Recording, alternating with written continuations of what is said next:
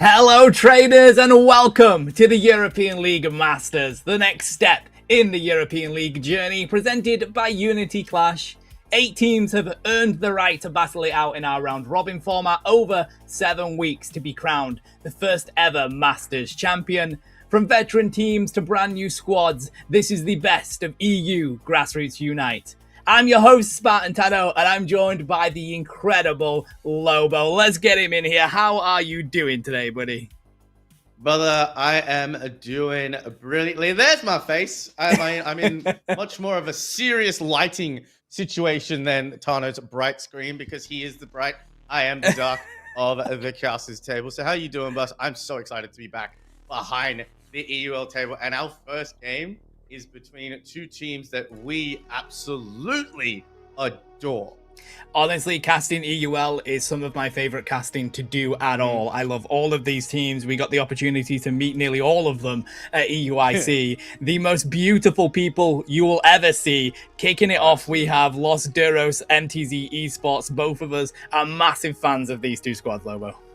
Oh, absolutely. We got to have real big chats with Los Duros because they did make it onto stage, and it was absolutely one of the most fun things that we got to see, talk to them, and you know, they're just such wonderful people. And I also got to do a podcast with MTZ, who were also at EUIC, unfortunately having a very tough group stages and weren't able to make it out of that. But they did their best, and they're such an exciting team to watch as well. So, I mean, it's been a hot minute since EUIC. I think it's been about 3-ish weeks, mate. It doesn't feel like it. But there's definitely been some training going on. There's definitely been some scrimming going on. We've got some new patches. We've got some new Pokemon. We've got some Pokemon coming out of Moratorium. And then we've had probably one of the biggest and most, I want to say, most positively received patches that we've had in quite some time, Tano. So I'm pretty excited to talk about that with you on broadcast today. But however, I think we've got the standings that we're going to have a look at first. Yeah, let's have a nosy at those because, I mean, as we mentioned, this is a 7-week tournament and we are here, I believe this is round 6. Yes, it is. So we're getting to the back end of this now, buddy, before we start hitting into the playoffs with groups. So right now, this is the time to absolutely get a win. In the regular season, we still have Rework Esport Gear undefeated. In the mid-seasonal tournament, they weren't so, but here in regular season, they very much are. Esport Gear at core are just behind them, at 4-1. They are the dominant squads here in this league, and that is ever so close. 3rd and 4th position is 3-2 apiece. MTZ Esports and Team Int both have the opportunity to leap each other today, depending if one of them takes a loss. Los Duros and Italian Diff, they are still fighting to jump over those top 4 positions. Italian Diff, they only started in this league. It was a rebrand from Thank You Todo, and they only started just in the mid-seasonal. So they are starting this league off being behind Lobo, but they have continued to win ever since they kicked it off. I mean, that's always a great start once you bring it through. Rounding out the bottom in 7th and 8th, Supernova, Phantom Forces. I believe you did tell me at the mid-seasonal Supernova taking some very important wins off of our top 2 seeds as well. So they are a team that are they're holding up the bottom of the ladder, but there ain't no gap between these two teams. They're able to take games off of each other, Tano. And our first game is gonna be a doozy. 4th and 5th place going up. Los Duros gonna try the leapfrog or at least come onto level points, taking it to 3-3, and MTZ would be 4-2 if they can bring up a win as well. So 3-3 versus 3-3. That's going to keep them nice and tied. I'm really excited for that. So, I mean, I always tell you, numbers don't tell the entire story of what actually happened in game. When you have a look at the actual UCS bracket as well, it is the same way. BH3 are only undefeated team, but they have been taken to very, very close games. Yeah, I mean, don't even get me started on the mid-seasonal, bro. It was like opposite day. All those bottom 3 teams had the most insane run, and it was incredible. So they definitely got the capability. Let's have a look at what the matches of today are going to be so that everybody in chat can know the action that they are going to be seeing with the schedule of today. As we've already mentioned, Los Duros versus MTZ is going to be up first. Phantom Forces versus Supernova. Now, that is currently the Little Cup battle there. They are both the bottom teams in this league. So that's going to be tough for one of them, but brilliant for the other. Team Int, Italian Diff. As I've mentioned, since the rebrand, Italian Diff have been undefeated. So Team Int have got a challenge on their hands if they want to continue to stay on that left side of the bracket. And then we have the ultimate battle on our hands here, buddy. Will we finally see Gear get defeated? Will Core overcome Goliath?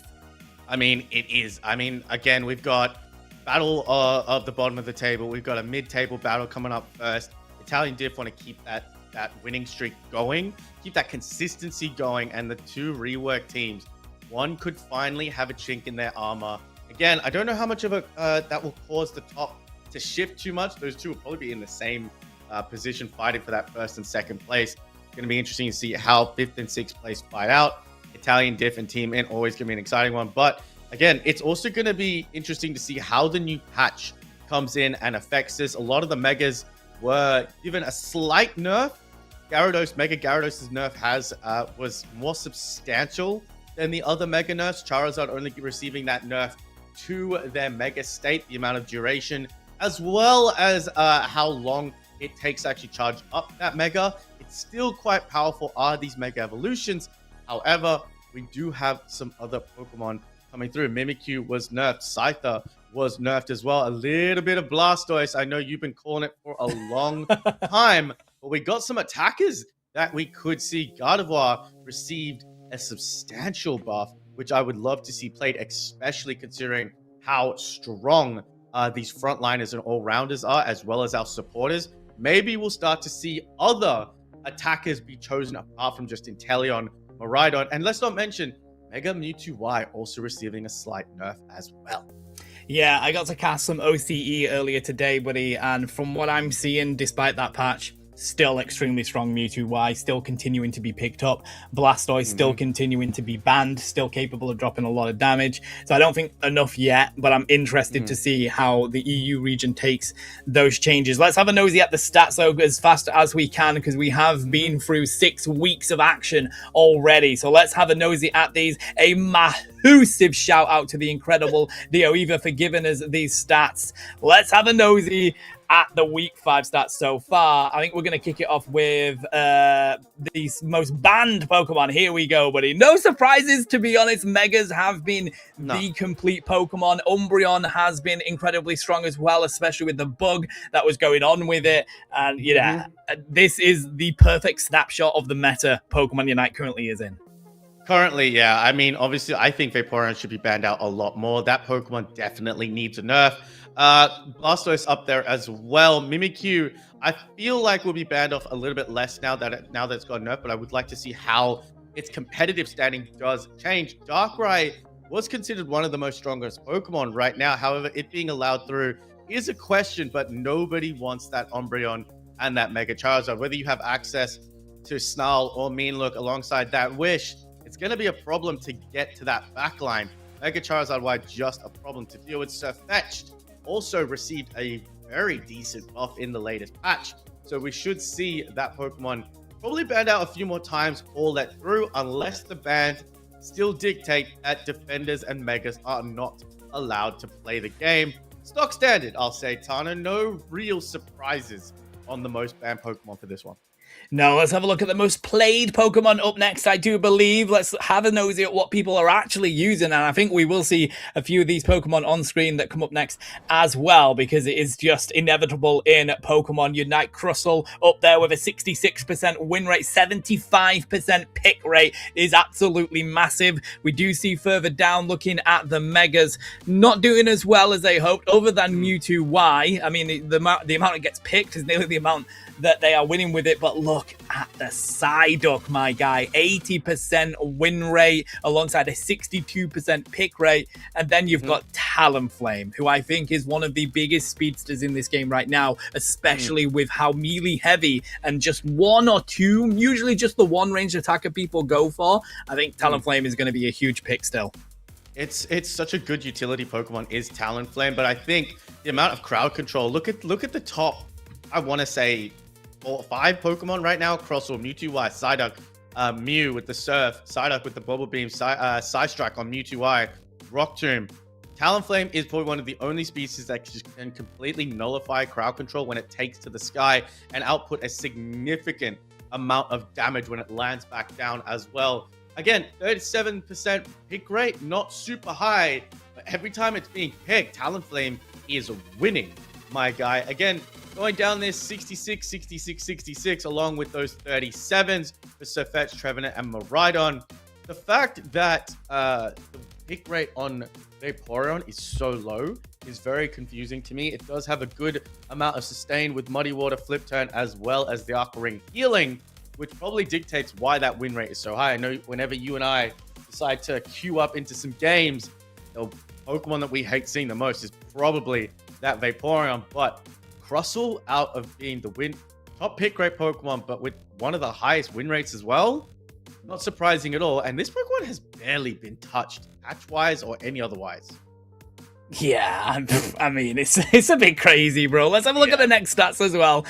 Most played by role is the next that we've got to bring up, which I really like those stats. Here we go. All-rounders, it's going to be the Gyarados and Mega Gyarados, mate. As we've seen, both of those very strong. I suspect the stonks of Sirfetch'd are going to continue to climb with the buff that came in. Mega Lucario will constantly become one of these Pokemon that you really want to play as. I think looking across the board, no surprises with the attackers. I think probably Cinderace will start to come into those stats with the decent buff that it received. Maybe Greninja as well. Shout out Traffy. Supporter-wise, no surprise that Psyduck is that top, and I think will continue to be so. It's such a strong Pokemon in this game right now. Bubble Beam, I'm telling you, people are sleeping on it. My our other duo, Chaos, is an absolute tank on that, and I suspect we'll see more of that, mate. Defender-wise, come on. I mean, I don't think we're going to have any changes here. I think Blastoise still. Blastoise should be higher on that, honestly.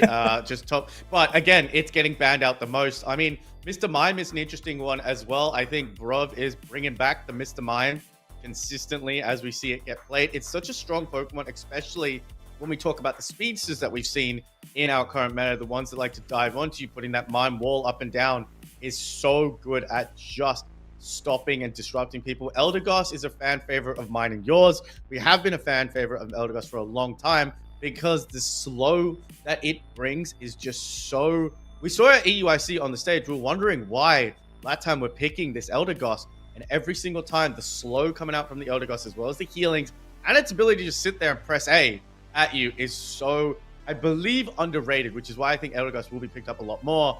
Speedster-wise, Talonflame, we saw the win rate.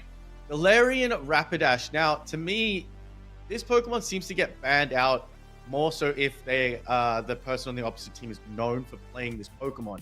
It is a fast Pokemon. It doesn't get slowed. Its speed gauge doesn't get slowed the same way Dodrio's does get slowed once it gets hit. Darkrai also a member of that ban list. And I know, my guy, you're going for that gold badge Absol, but it ain't been played that much. But once you get it in your hands and it gets rolling, that Pokemon is hard to stop. I'm very surprised to see a lack of Scyther on this list, considering how much we saw it before. Yeah, I think the difficulty with that is that it technically is classed as an all-rounder. Which, you know, it just isn't, is it? It's definitely a speedster. Absolutely so I think, you know, it kind of is compromised by that chain of thought. Now, as we get this next game set up and ready to go, we'll talk about the most important matches today. But one thing I want to talk about, buddy, we have gone on and on and on about how strong crowd control is in this game. Do you want to take a guess at how many Pokemon in this game? There is like 80 odd Pokemon in this game. Do you want to take a guess at how many Pokemon don't have some form of crowd control within that entire roster? I've got Unite DB up right now, so I'm going to look through the list. Give it a guess, mate. Give it a guess. It's ridiculous. So hang on, first of all, so we've got 1, 2, 3. We need to count the rows. So how many Pokemon do we exactly have in this game? So 1, 2, 3, 4, 5, 6, 7, 8. We have 80. 1, 2, 3, 4, 5, 6, 7, 8. We've got 88 Pokemon, and that's not considering Pokemon that can go into another split evolution, like your Urshifu. So 89 Pokemon, possibly. Well, almost exclude Unite moves. Don't include Unite moves when you're thinking of this. Just in their core kit, some form of soft or hard crowd control. How many Pokemon in that entire list do you think do not have some form of that? I'm going to say less than 10. You are absolutely right, mate. In a game where we have nearly 90 Pokemon on the roster, if you don't include Unite moves, we have a grand total of 6 Pokemon that do not have some form of crowd control. 6 Pokemon. Now, can we guess which Pokemon they are? Because I think that's actually quite hard. What Pokemon does not have crowd control? Cinderace has Blaze Kick. That's crowd. I would say Blaze Kick is crowd control. Delmice definitely has Dragapult. Dragapult does not have crowd control. You are right. We'll pick this up in a minute, buddy, because we do have the profiles and match history to go through. It is an interesting conversation, though. It just lands to the point of all that we have outside of, like, you know, hindrance, resistance, or unstoppable is full heal. And boy, does that need a buff. And I'll go on to that until the cows come home, bro. But talk us through these profiles coming on up. I believe the first one is going to be Los Duros. Oh, mi amors. I can speak Spanish to these people all day long. We got Luis and Oscar Danny. We got Champa SG. I do believe that is that a different name? I don't know. They've changed the name. And then we've got No Way Jose as well. Again, top 8 EUL, top 8 EUCS. These guys have been playing together for some time. They take the game with a bit of fun, my guy. They like playing together. They're a great team. We saw them on stage as well take an incredibly close game. Incredibly close set to a game 3 situation. I believe, oh my God, it was so long ago, I can't remember who the team was, but they had to win that to get through the group stages. They gave it their best chance. They're doing so well. I'm so incredibly proud of this team. And they have the accolades to back it up, my guy. You want to show us who MTZ is? Because I know, match history. We'll go match history first before we get to MTZ. But again, round 1, 2-1, 1-2 versus Int. 2-0 versus, I believe that's Thank You Next? Thank you, Toto.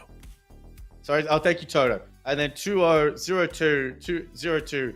So they are hitting a bit of, I want to say, awkward form coming back into this, but let's see if they can bounce back here with a nice game against MTZ. It's so hard to pick a winner because we love these teams so much.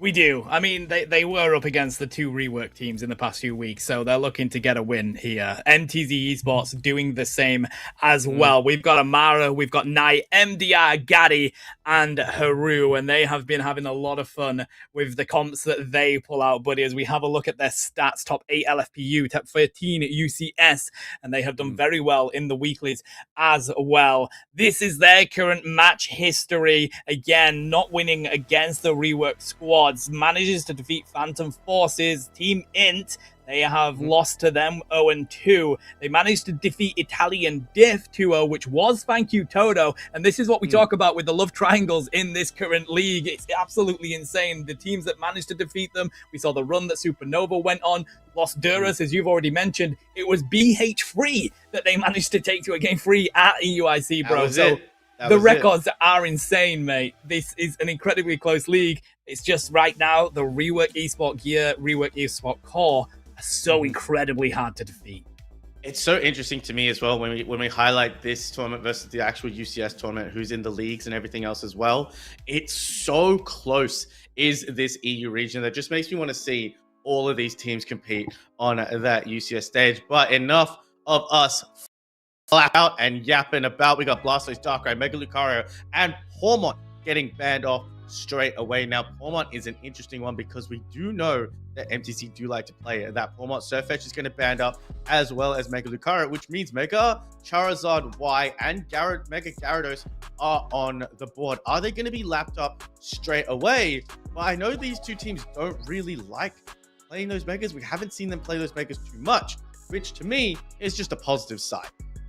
It is. No surprises with the Latios, though. The recent buffs on that Pokemon are a little bit crazy. As far as I'm aware, the Meteor is insane for Latios right now. So we see MTZ putting a lot of attention on that to the point where it's first picked here, Lobo. So easy to counter in that position. Los Duros are going to pull out you on the Umbreon and No Way on the Crustle. A brilliant core answer to dealing with the damage coming from that Latios. Look, I'm excited to see what's going to come out because this is going to come down to an attacker battle. But we've got the twins, the Aeos twins coming up through as we've got the Latias and the Latios on the same team. Daddy's going to pick up that support role, but double supporter coming out for the side of MTZ as well. They might want to just try and protect Knight because we know Los Duros do have access to a lot of nice speedsters, so perhaps the gravity is going to stop them in their way. But double frontline could be there for Danny based on what attacker that she decides to play. And we know she is a fantastic attacker, but she could decide to go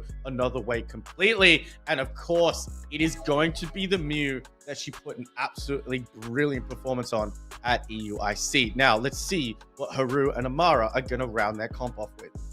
Bro, seeing that Mew at EUIC securing that final objective, it was an absolute joyous time. Amara, though, is going to have fun on this Empoleon, and Snorlax is going to finish out this comp for MTZ. That is a brilliant comp here, Lobo. They have so much good, strong frontline. If they do have that gravity in case their Speedster gets picked, looks like no, they're going to go for the Cinderace instead, which kind of is up there with the power that a Speedster can do. No, instead, Louisian will swap to the Cerulege, sorry. That is a huge pickup, and it's so smart to try and dive through onto Night.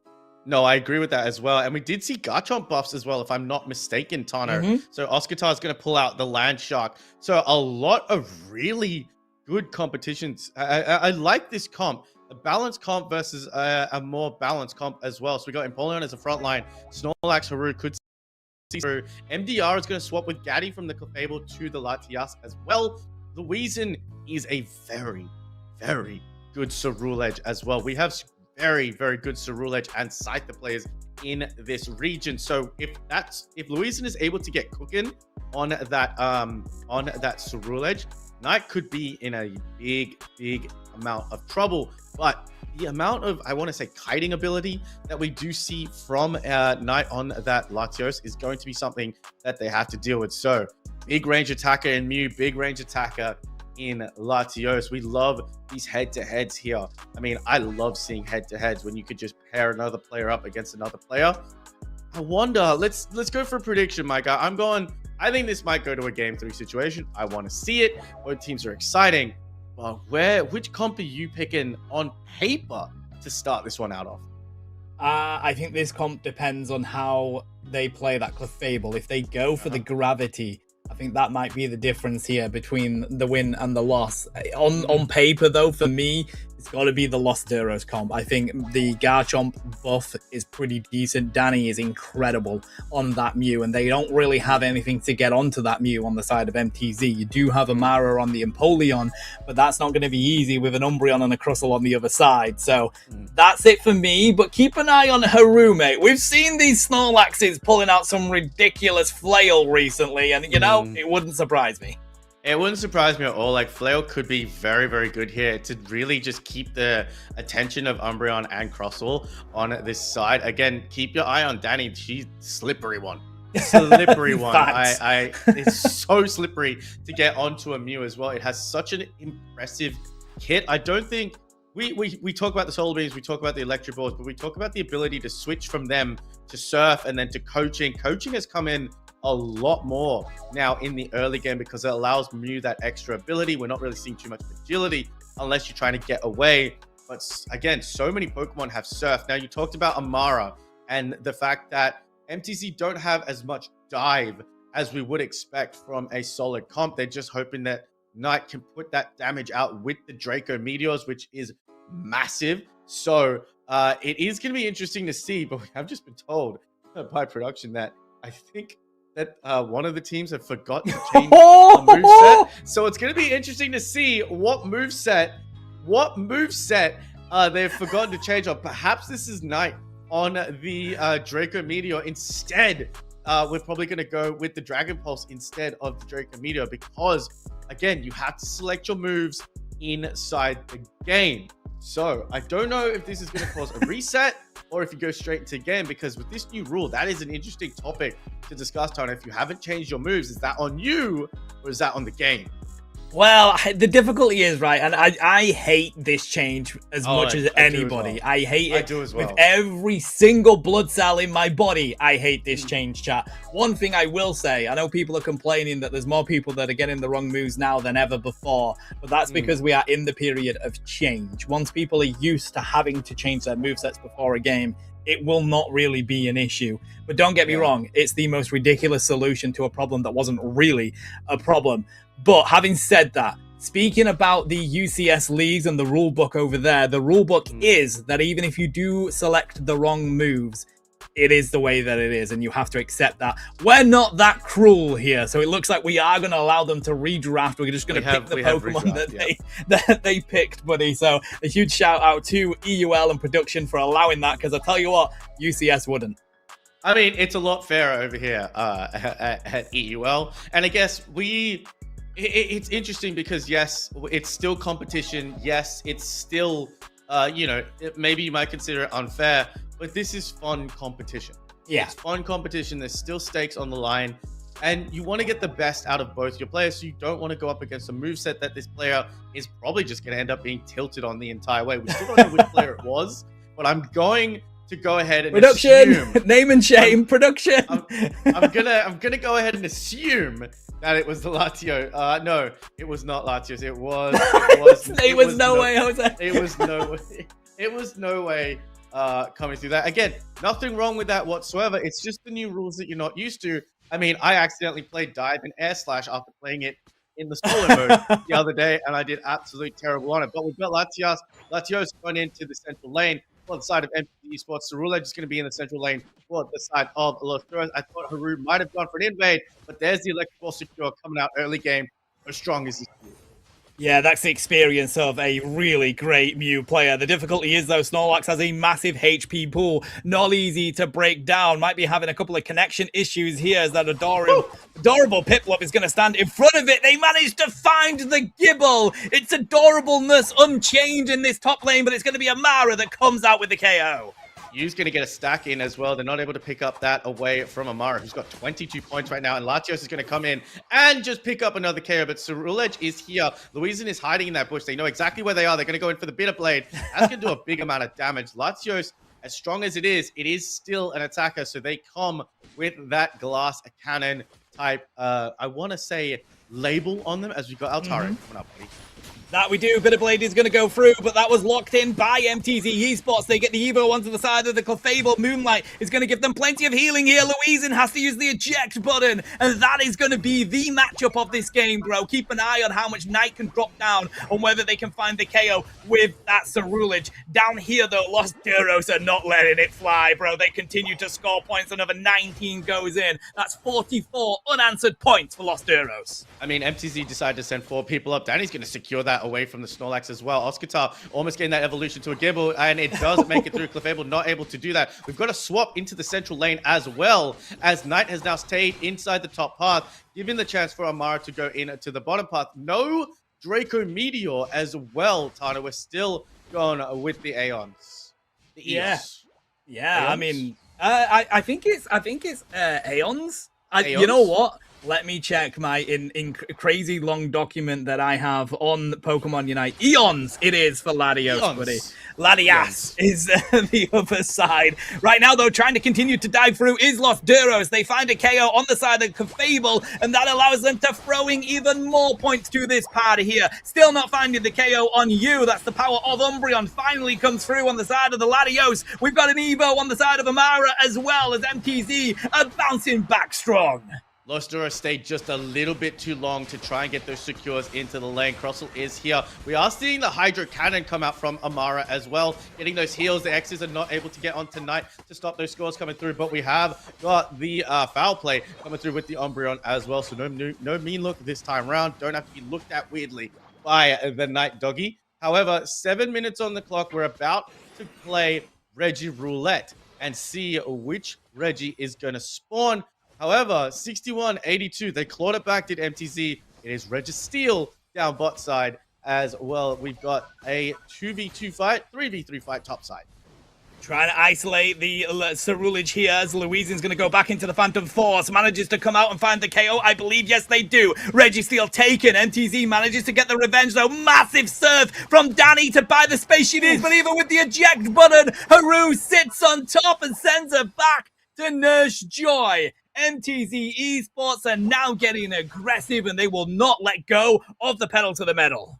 I mean, double secures on both objectives for the side of Los Duros. MTC had no choice but to get aggressive. Garchomp is online. The big land shark now has the ability to rip and shred anything to pieces. Crossel is in there. Rockton gets put down. There comes the Eon Blast from Knight as well. Barely tickles the Crossel as well, as No Way has to push out the eject button. Nice Rock Tomb to ensure their escape comes through. And the score's going to reign in bottom. Now, MTZ have some damage control to do here, Tano.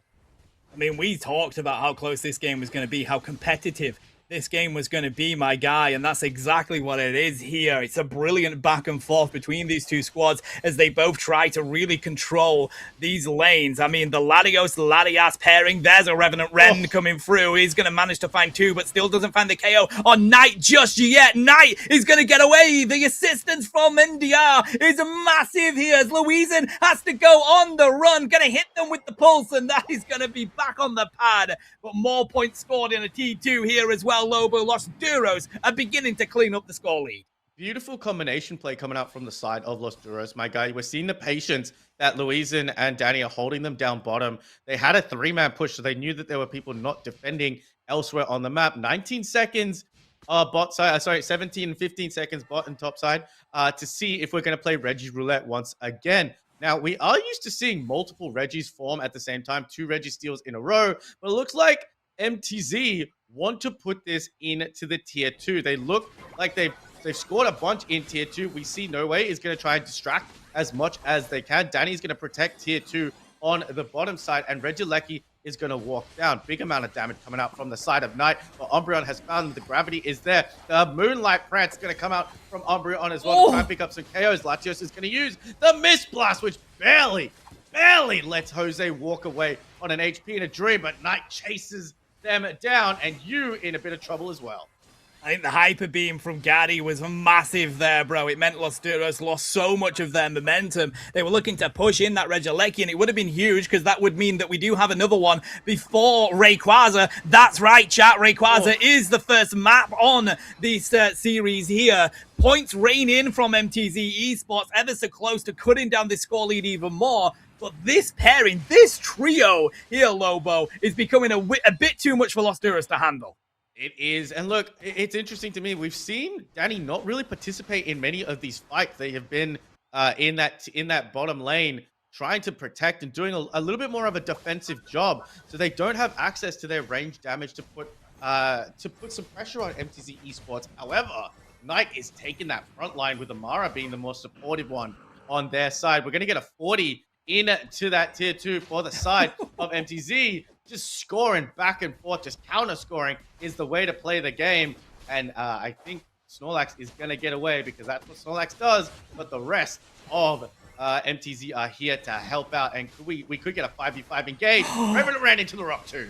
Oh my god, look at how much pressure they're trying to put on finding Knight. So many resources are used by Los Duros here, but it is going to be the Mist Blast that cuts through the entirety of MTZ, and that's a KO on the side of Los Duros. Goodbye, Cerulege. Massive lock-in there by MDR. I mean, of course, they will be back, but it's all about those levels, mate. A Revenant Rend was used. That is going to have to be farmed back, because that is such a powerful Unite move to use in that final 2 minutes. No, I agree with you 100%. The fact that Mist Ball has piercing as well, as long as it's targeted, it's going to make and hit its target. Oscar and Danny, the combination that are going to rip that down, and MTZ are not going to let this slide. Amara is in very close. Solar Beam going to come in as well. Regieleki going to walk to that tier 2, but damn, the stun and the burst coming out from Knight is huge, especially at that level 13. We see, however, that Louisan does have back their Revenant Ren, but my god, that Eos, that Eon damage is brutal coming out from Knight. But let's not take anything away from Gaddy. Those Moonlights healing everybody back to full. Yeah, I mean, that is a huge difference that MTZ has. They've got that core healer. I mean, you do have Umbreon, but it does take a little bit before that healing comes through. Gonna dive on to Gaddy here. Good hit with the Rock Tomb from nowhere. Looks like they can try and see if they can find a KO, but instead, a huge power now comes through. Look at the flank from Amara. Revenant Rend is going to be used with the Livid Outrage here by Los Duros, but it ain't going to be enough, buddy. Pushed up against the wall as Haru finds a massive block, but it is going to be Louisan that somehow survives that. Finds the KOs, aces MTZ Esports, and out of the clutches of defeat, Los Duros win the team fight, and they take the Rayquaza. A big, massive, huge team fight coming out the side. We did see Amara come in with the Sovereign Slide behind to go for the flank. However, it wasn't enough because we had Oscar come in as well with the Dragon Scoop into the Livid Outrage. But now the Rayquaza shields are being broken dangerously low. Knight has to back away as Louisan pops down into the Phantom Force to try and get a KO, but Oscar is still here. Danny gonna get a 50 in the face of a Snorlax, trying to put up a wall. Louisan, Danny, and Oscar doing a brilliant job. And there is you getting the KO on Knight. So, MTZ Esports had, I want to say, the better damage comp at that Rayquaza fight, but Los Duros had the pick with Crossel getting a beautiful rock tomb, allowing Louisin and Oscar to strut their stuff.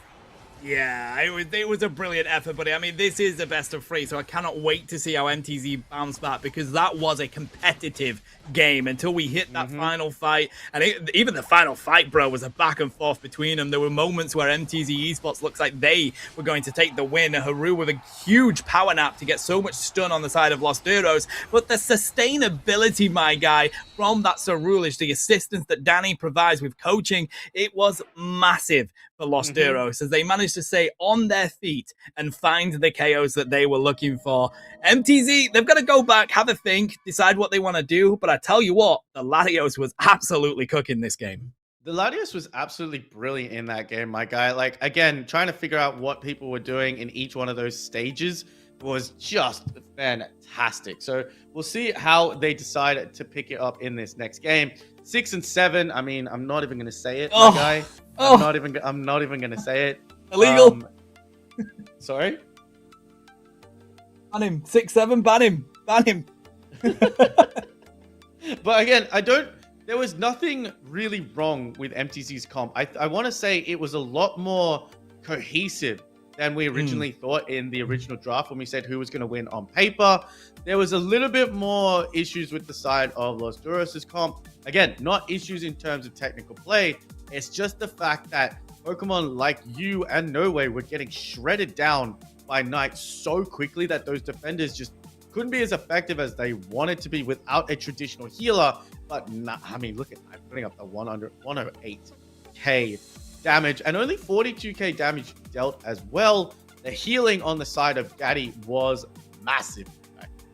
It was, and the thing is with having those big defenders is that it's easy stacks for Latios when you think about it, bro. It's easy 100%. to get those stacks on, easy to land those moves. They are thick Pokemon. They're big, they've got a big profile, easy to target, and a massive HP pool for you to drop that damage on. So it kind of is, comes in roundabouts. You want to protect your team from that damage, but it allows them to get stacks a lot easier. As we have a look at the board here, all objectives were locked in by Los Duros, and that will give you a slight edge as well. So, I don't know. Definitely, going into game 2 would not surprise me if they want to run it back. I think the Cerulean was a huge shout by Louisin. The Revenant Wrens were absolutely on point.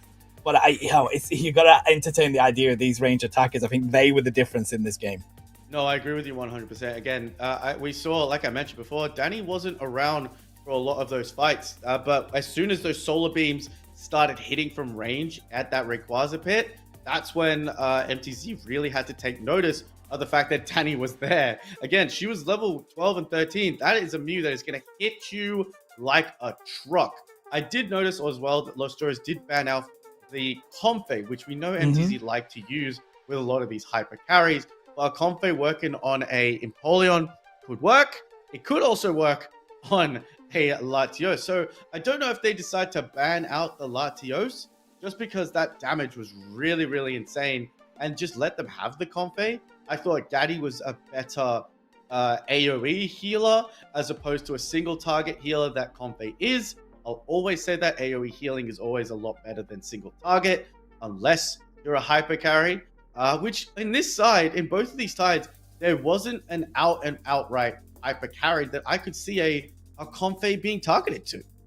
No, I mean, if anything, instead of banning the Latios, give it to Danny. Let's just give it to your incredible ranged attacker, mate. Why wouldn't you? Just take it. Give it all to Danny. I mean, talking about stats here, bro, one thing that we do know for a fact is that the last 2 times in EUL that these 2 teams met, Los Duros had MTZ's number. They lost to Los Duros in the seeding stage 2-0. They lost to Los Duros in the mid-seasonal round 1, 2-0. So MTZ have not had a good run coming up against Los Duros. That was a very competitive game, and if they can take this one, it's already an improvement on what they've previously done against this squad. Look, and MTZ, we know they're a creative squad. They like to play different things that could throw people off of their game. They're going to keep their bans the same. However, Tano, they're going to put the Crossel on the ban jail because they didn't really like Jose on that Crossel at all. a lot of the Rock Tombs stopped Knight and Amara from really getting forward and doing what they needed to do. Los Duros, they're going to keep their bans the same. They're not going to let Amara have access to that Hormone, and they're not going to let them have that combo of a Comfey, which, you know, when you have MTZ on these very, I want to say creative comps, a Comfey can be detrimental to the opposite team. Nobody's just going to pick one other attacker, defender instead, as we do see the Trevenant come out. You cycling through, and I know our mate Chaos would love to see what they're hovering over right now.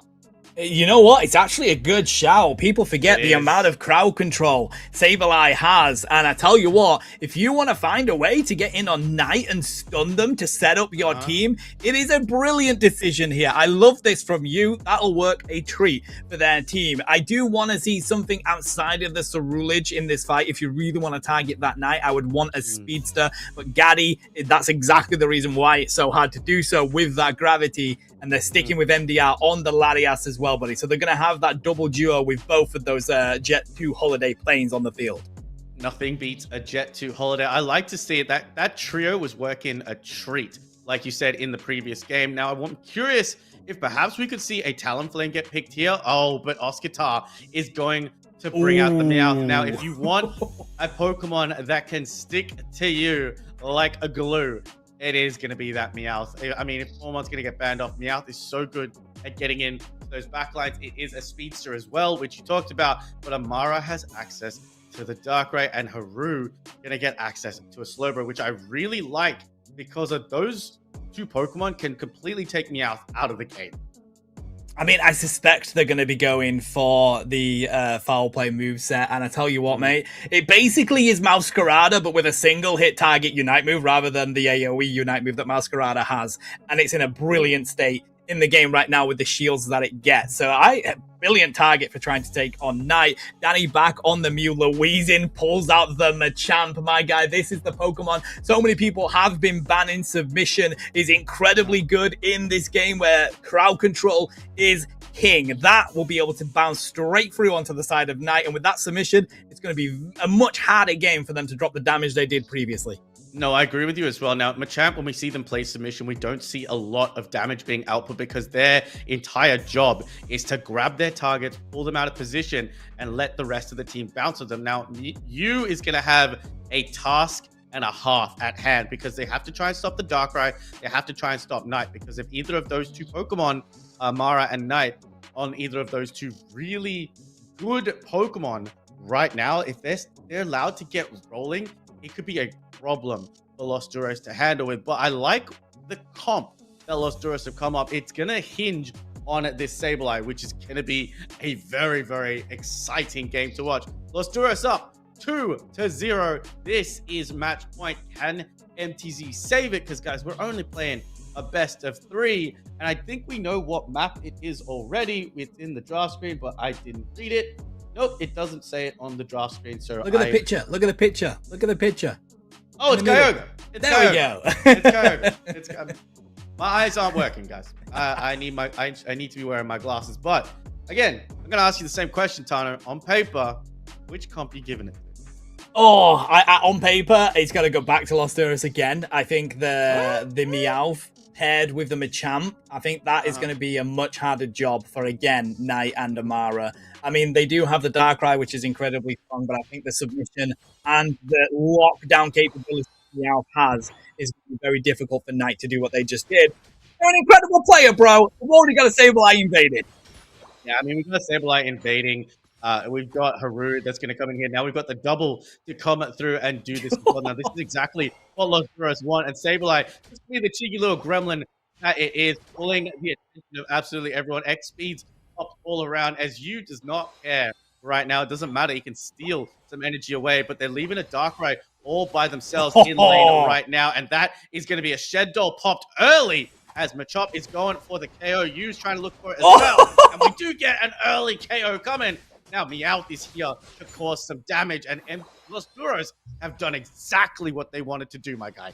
That was a perfect invade, mate. People say that you've got to get buffs to have a successful invade. No, you absolutely don't. What they did is they stop Knight getting into the lane. They go back. They provide the stun to find the KOs. Plenty of stacks on the side of their Machamp. They've now got a Machoke on the field nice and early. That is perfect for Los Duros. But the difficulty is Knight is now running this Draco Meteor, which is going to be so easy for them to stack up.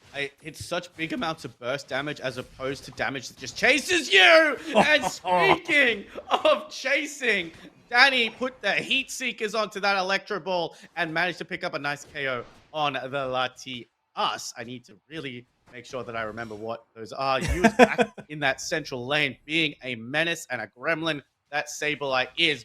Vaporeon, however, could be fun here. I wonder if we could see Flip Turn come out instead of Muddy Water to really try and get past that front line of the Slowbro.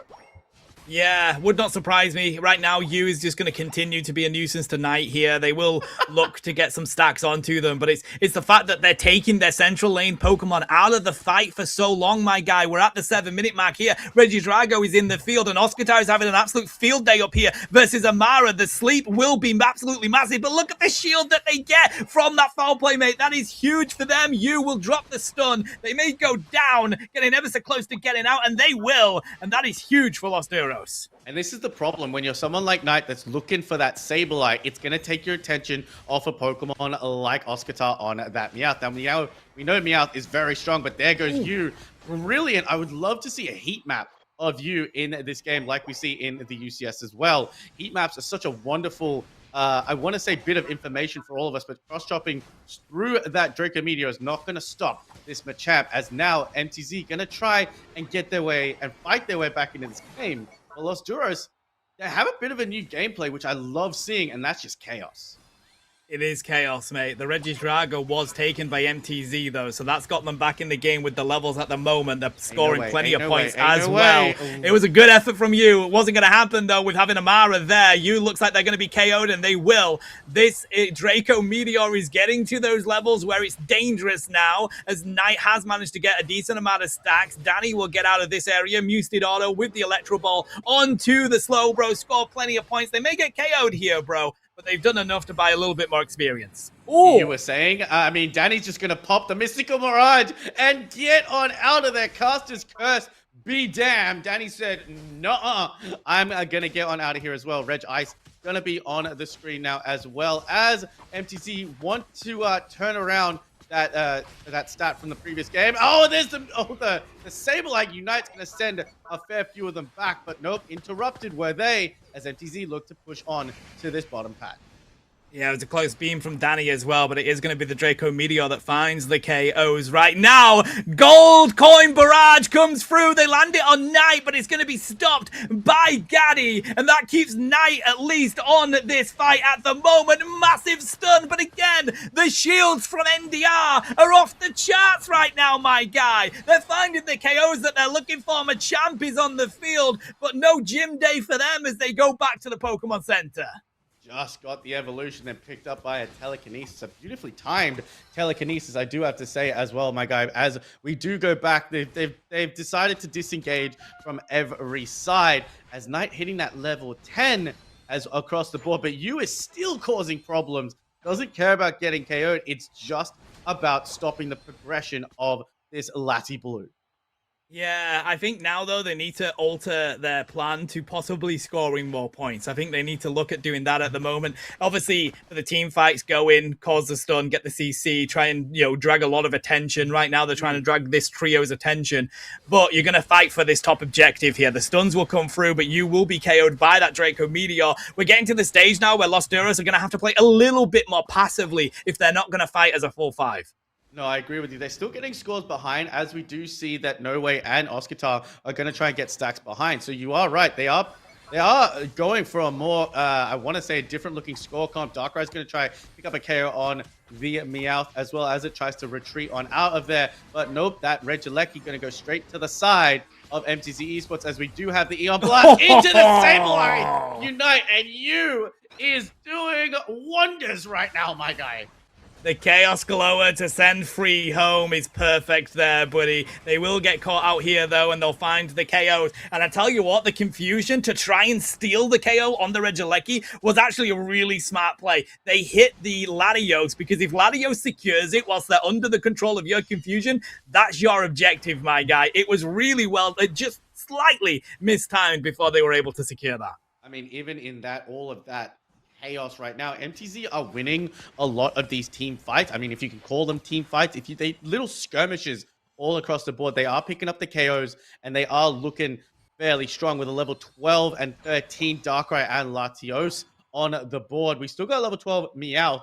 The supporters, Sableye and Vaporeon sitting at that level 9. However, the scoreboard is going to the side of Los Duros, and I really like this. They are causing chaos and confusion, and Danny getting another beautiful amount of 40, and Oscar is trying to find Knight right here with the combination play.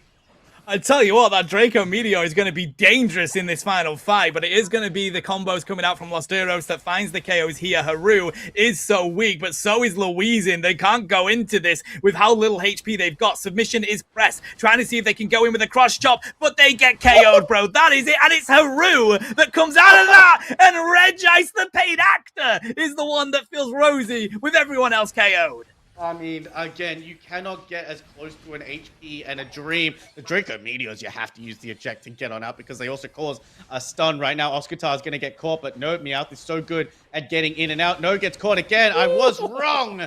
How are you going to get caught in that with the amount of stun that's going on? It's that trio combination, along with the, I want to say, the enhanced damage coming out from Darkrai, that's really doing it for the side of MTZ Esports. They're going to try and break this tier 1. Danny says, nah, stay away from my gold pad. But once again, this is going to move into the home pad.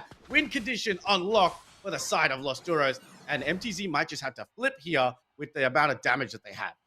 Yeah, it looks like they are going to go for the flip kind of style here, knowing that Regieleki is pushing their home pad, but this might actually be the play. They do have the Draco Meteors to land, but they managed to get the stun onto Knight. Chaos Glow is going to hit 3 of them, my guy! But no, instead, they tried to go for the KOs instead of sending them home. That might have been the misplay here at the moment. Knight will go down. Danny finds the KO, but again, they lose them a champ. It's a double for Darkrai. The damage continues to land on Kyogre, but MTZ just have to continue winning the fight. There goes the mist blast. If they can find the hits they need, trying to distract Amara here. No way he's ready to dive on in with their own Hydro Pump. Kyogre continues to get damage. Who's going to secure it? It's Darkrai as MTZ Esports open the door to take us to a game 3. Danny has got the 56 in, so they still have to score 100 points, my guy. They can defend this. 200 points on the board, but look at Sableye. Sableye's got another 40 going on in. They could defend this very well. They're keeping the lead. There's 100 points. A Hundo Burger ties the game up. And considering Los Duros have gotten there first, Yu's going to try to get another 10 in. Can they do it? He does get another 10 in. So that's 509 for the side of Los Duros. Yu's going to sacrifice himself for that, but Knight has been found by Vaporeon. Oscar is going to go in. They've got a Kyogre buff, but you got to watch out. This is probably a smart play from the side of Los Duros. Keep them up the flux zone as fast and for as long as you can. The retreat is on. They're on the hop. Is the side of Los Duros. They're trying to confuse. They're trying to distract. Oscar could go for another score here. The Fable is there, but the defense is on. 200 and some change is what's needed right now, Tano. Barrage Blow is ready to go here as well, my guy, if they want to keep that pad. Another Chaos Glow is going to land on 2 here. Sends Haru and the Slowbro back to the spawn room, but points are raining in. 10 seconds left now. They don't have enough change on the field. This was complete control by Los Duros. The second they lost that objective, they knew it was going to come down to scoring, Lobo. And that is the difference between winning and losing here, because the counter scoring gives Los Duros, I believe, this set in 2-0 fashion. Wow. It was a Hundo Burger and exactly a Hundo Burger. So we went from needing a Hundo Burger to needing another Hundo Burger. You got the scores in. Oscar got the scores in. The Chaos Glower was massive as a defense right there. Holy, that is insane. The way that Los Duros were able to pull out the victory in this one. I thought it was MTZ. You even said it. We were going to a game 3 situation. Caster's Curse has been placed. Blame Tano for it all. I cannot believe what we just witnessed.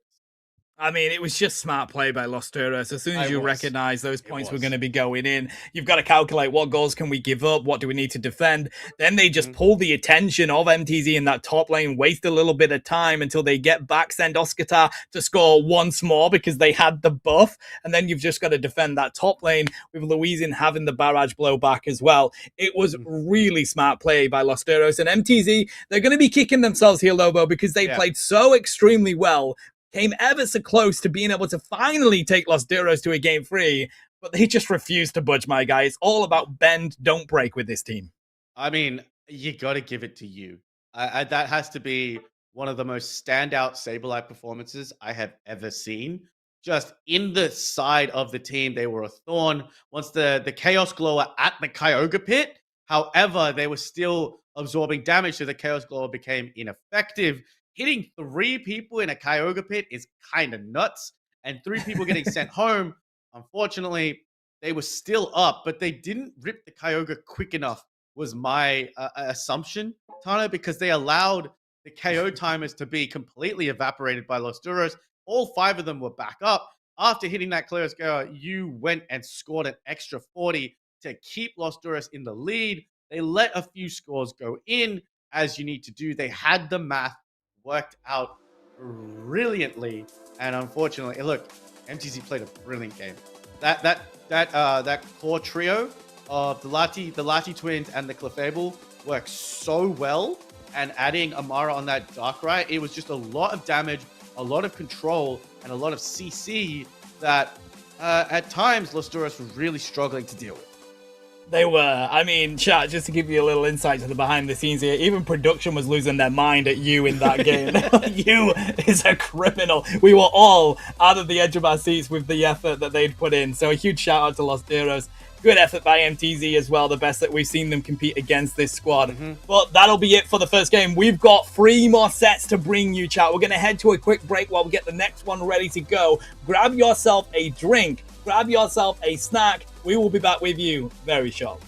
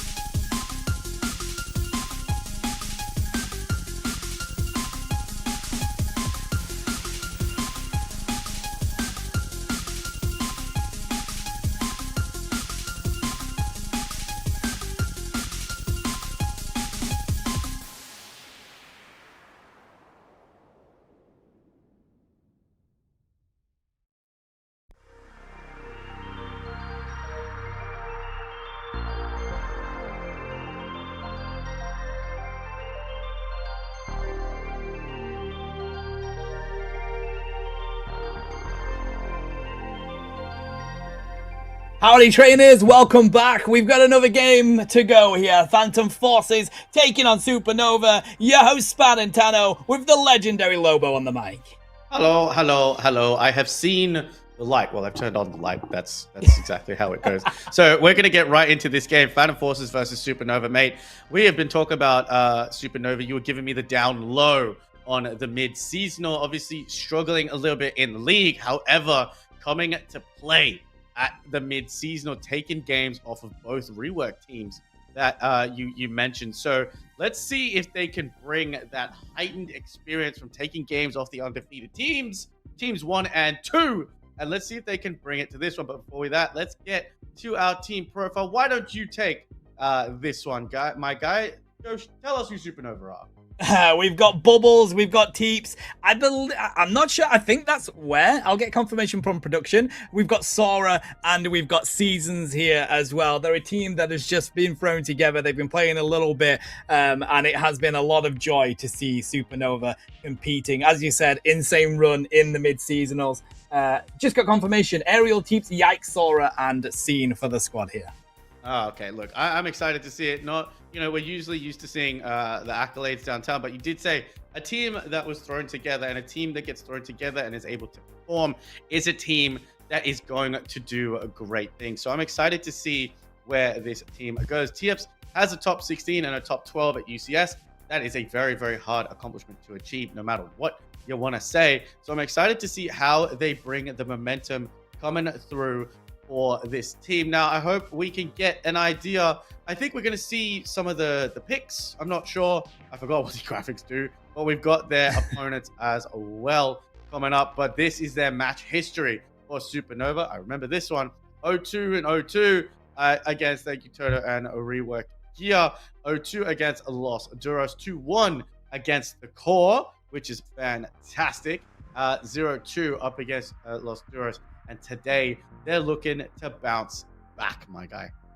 That they are. It's crazy that they came from a mid-seasonal tournament where they absolutely kicked booty, my guy. They were locked in, and then they've come up against it, back into the rounds here in the regular season, and they've struggled a little bit. So let's hope that they can take Phantom Forces here. We do have stats. Phantom Forces won against Supernova in the seeding stage 2-1. So let's have a nosy at their profiles here, bro. Take us through them. Look, we got Ma, we got Fedge, we got Average Carry, we got Kaya22, and we got Kek Ogami. Again, top 8 UCS coming out through all the way. We've got Last Italian Pure and Major Game. Need to ask what that is all about. Top 16 EUIC 20-24. Again, we see how competitive there is. So it's going to be interesting to see these guys come up against it.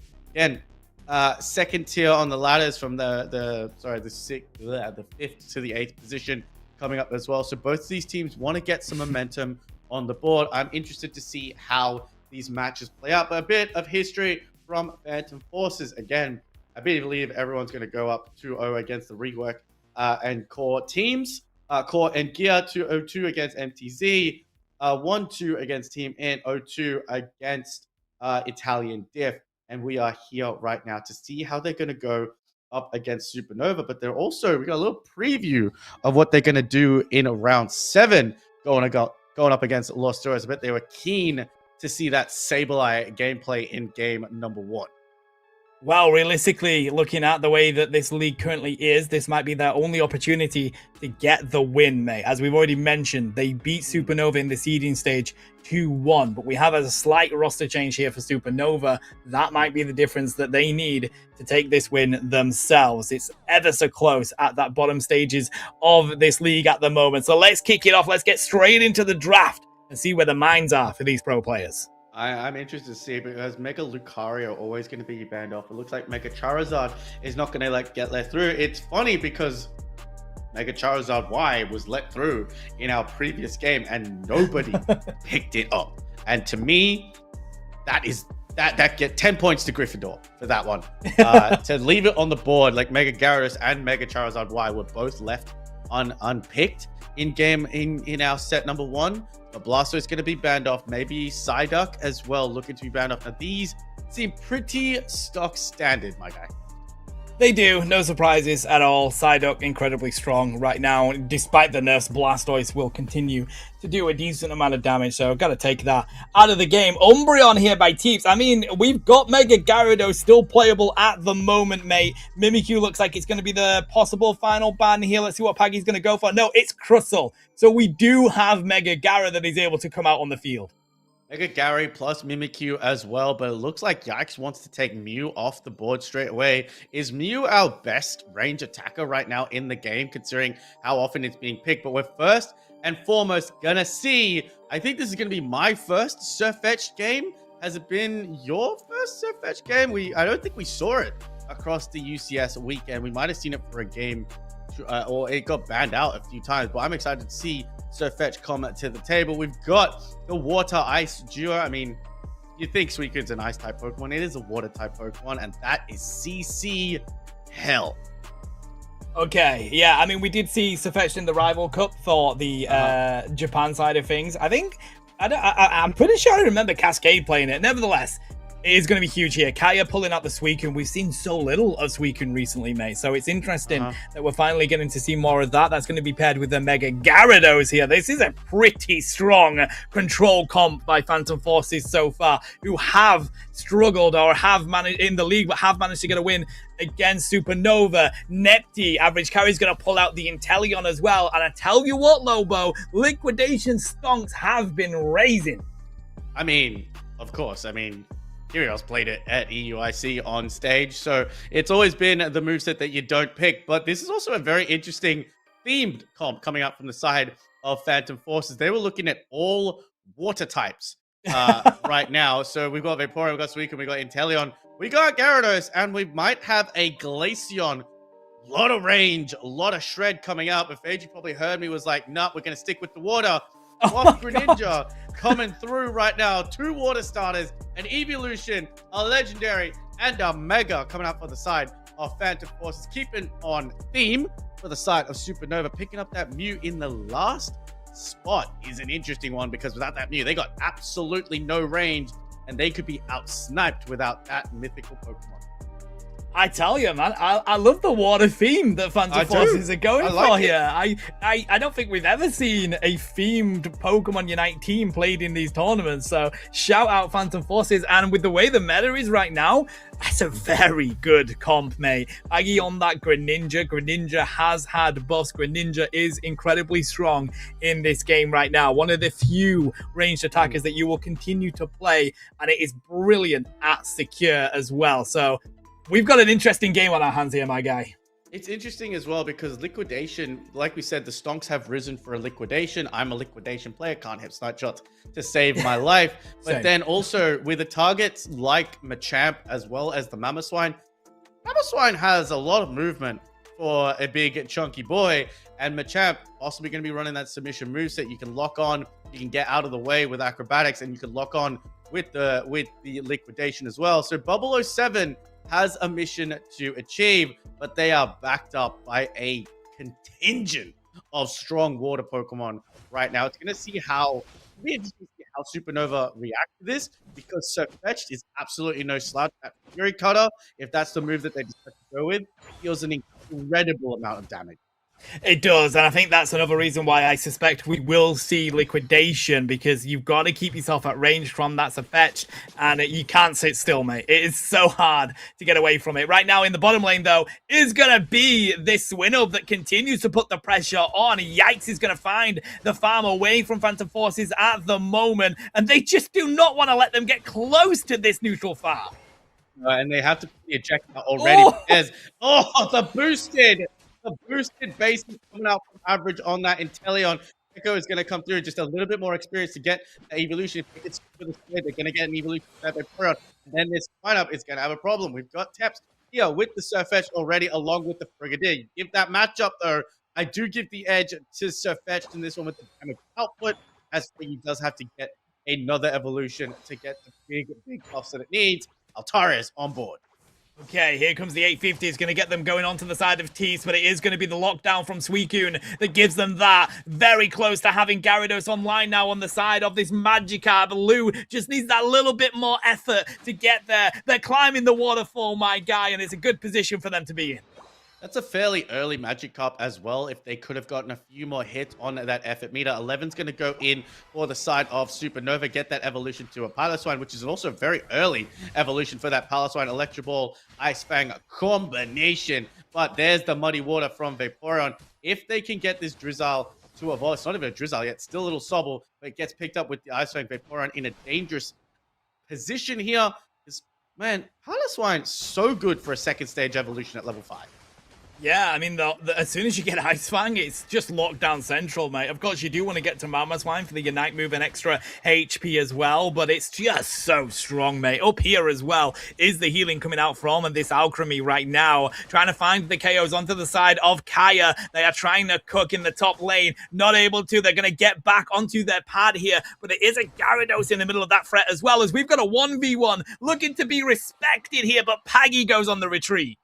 What do we always say? Respect the 1v1s. And the Water Shuriken versus the Fury Cutter coming out from the side of Surfetch is an interesting one. Greninja versus that. There's Suicune in a bit of problem here. Going to try and go for that Citrus Berry. The champ wants to get some stacks. Barely had any HP left in that gauge. But this Whirlpool is so brilliantly placed as Machamp is just trying to look for that grab and secure 10 seconds. Reggie Roulette time. Which one's going to spawn where, my guy?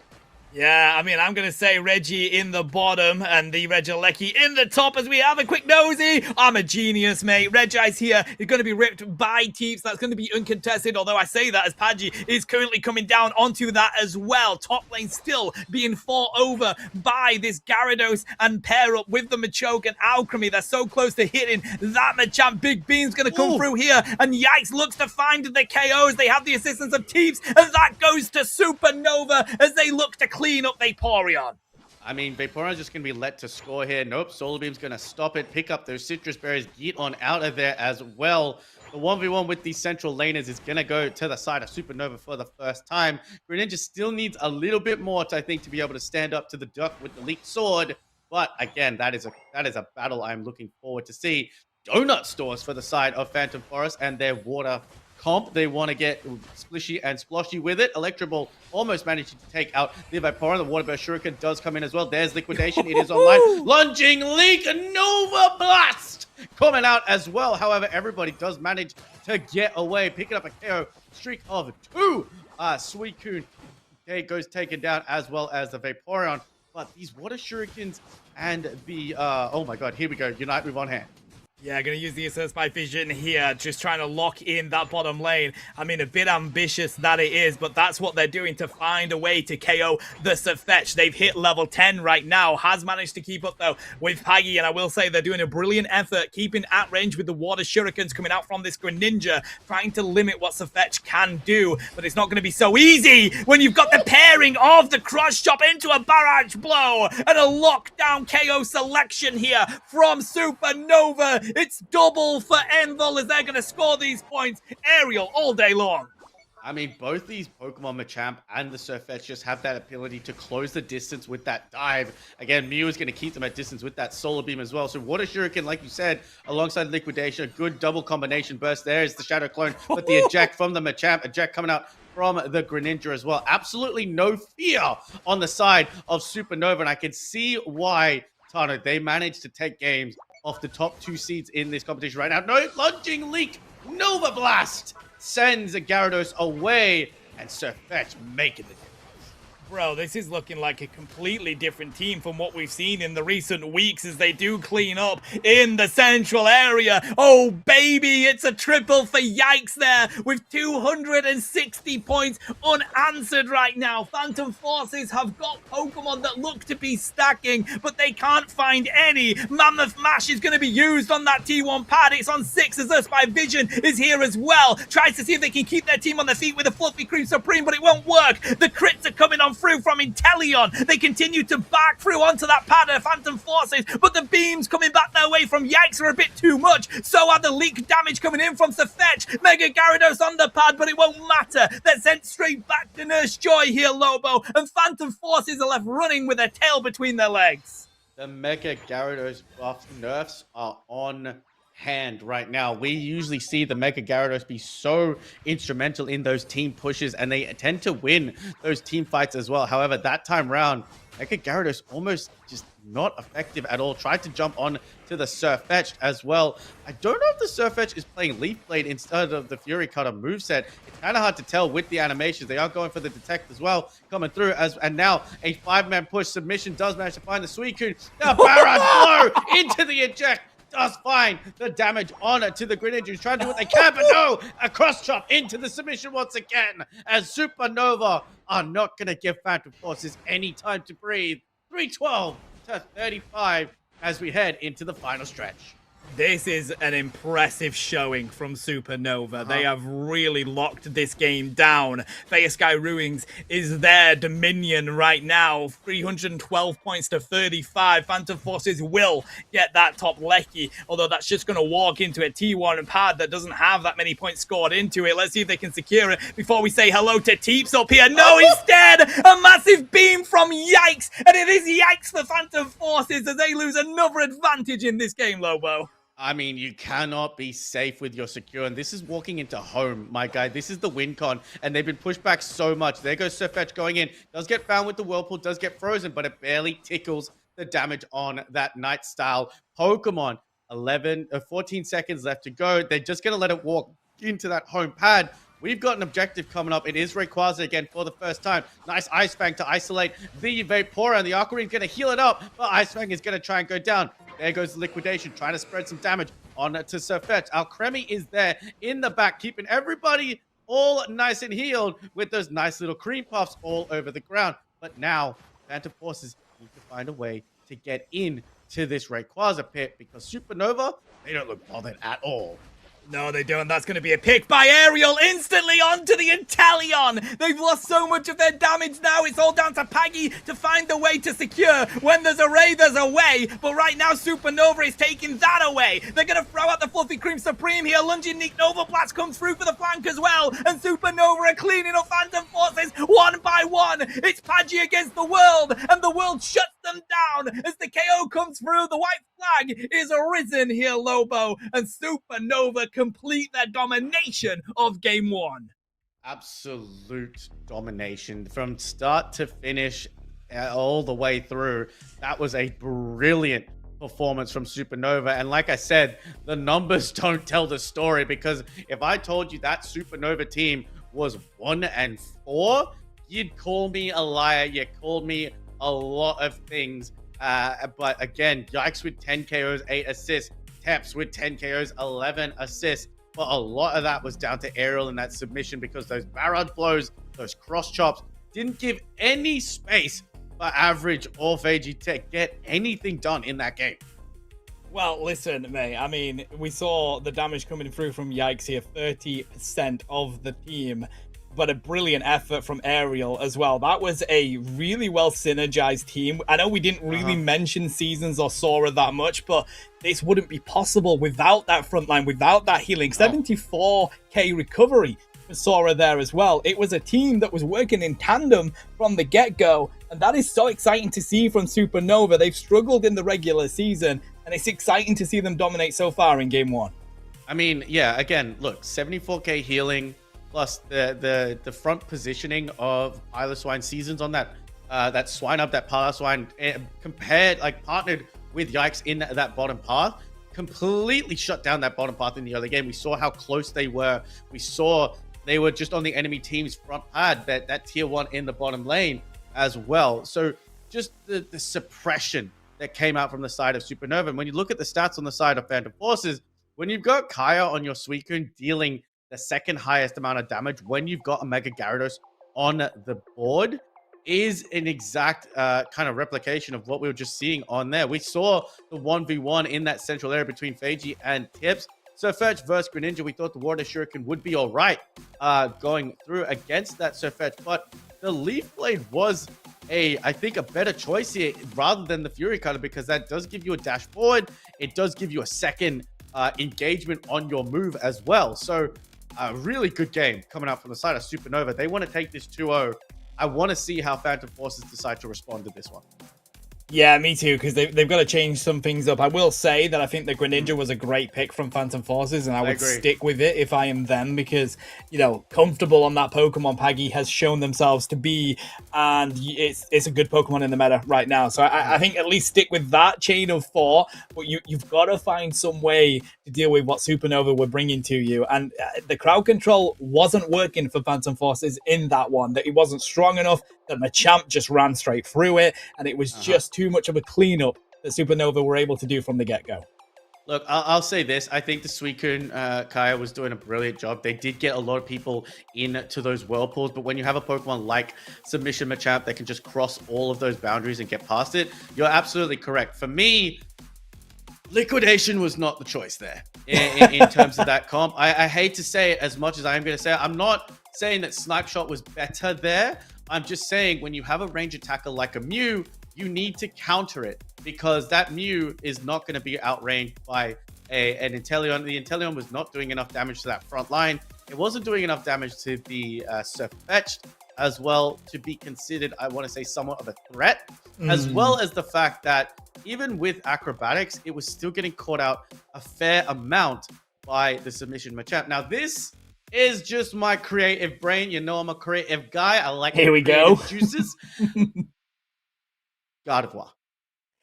Yeah. I mean, because let me go for it, mate. It's got the Psychic, it's got the Moonblast, it's got the Psyshock. Now, Surfetch is a Pokemon that does get in there and allows to do a lot of damage. So does that Mamoswine. You add the anti-healing items onto the Gardevoir, possibly. You add a little bit of extra, damage coming through. Send that Gardevoir into that central lane. You could have something, because Mamoswine's just not going to be able to sit in there and take a Psyshock. Also, we did see Supernova, they were grouping up a lot at those team fights. So you paired the Fairy Singularity with the Dragon Current of a Mega Gyarados, and you might have a possibility to team wipe. I don't know. I'm just saying. And it got buffed recently, my guy. Yeah, I'm kind of with you, mate. I like the Gardevoir. I'd have gone Miraidon myself personally, because, the enhanced charge beam does have the rip that they need, and it's that extra bit of range. But Gardevoir absolutely fills that role as well. The stuns are so good. As long as you don't hit those Pavement Unite moves, they are game-changing alongside the Bright Future Meteor Storm. So I think either or here would have been a better shout than that Inteleon. I'm 100% with you, mate. As we have a look at the bans, though, Phantom Forces are like, yeah, we're not dealing with that Surfetch anymore. Take it out of this game, my guy. I mean, that is 100% the right call if that Surfetch was the problem, which I think for 90% of that game, it was. In those 1v1 duels, that Surfetch was just doing big amounts of damage. Also, using Detect as well does allow you to avoid a lot. Plus, it has a lot of damage to get onto you. We're not going to see the Mega Charizard Y. We're not going to see the Mega Lucario. And we're not going to see a Crosser either. So, Mega Gary still on the board. A little bit ineffective, like we called in the first game. I wonder what the first pick for this side could be, because they're going to hover over that Mew. But it did get changed out last time as well. So, what are Supernova going to pick in place of the Surfetched? It is going to be the Psy-I-I. And what a pick that is here as well. Full power Psy-I-I is a great Unite move, but the Bubble Beam, the disruption of Psychic as well, it's always going to be a great Pokemon to have, and very tanky as well. Let's see what Phantom Forces are going to answer with. Looks like they're going to go for their core here. No, instead, they take the Machamp away, and we will continue to see this Machamp being such a highly prioritized pick, because of course, unstoppable hindrance resistance is so important in this game right now. Submission works an absolute treat. I agree with you 100%. And now we're going to see what Supernova decided to come back with. They want to pick... They're hovering over a few different Pokemon, Blushy and Ariel, deciding to select the Garchomp and going to go with the Alcremie is Seasons, because I think that Alcremie was so good in that first game. Now, hear me out, Tana. I still think Gardevoir goes really strong into this comp, especially with the front line of Mamoswine or they're going to keep with the crowd control as well. Average also going to take the Mew away from Supernova as well. I think that is a good shout. Solar Beams and Electro Ball secures to the face are always going to stop any kind of team's movement. So it seems like Phantom Forces have kept their core crowd control, but have taken two very important Pokemon away from Supernova. I mean, I think it's a great response, mate. You really try and make Supernova rethink, like go back to the drawing board. Gonna have to pull something else out here because Phantom Forces have picked up your comfortable picks that you had. I mean, Supernova has done that though. Ariel is on the Garchomp. We've got Teeps here on the Cerulege, and Blushy's gonna pull out the Latios that we've already seen doing crazy amounts of damage in this game already. They don't have enough dive to deal with that just yet. So I think a Speedster or a Mimikyu would be a great shout. That's exactly what Paggy's gonna do.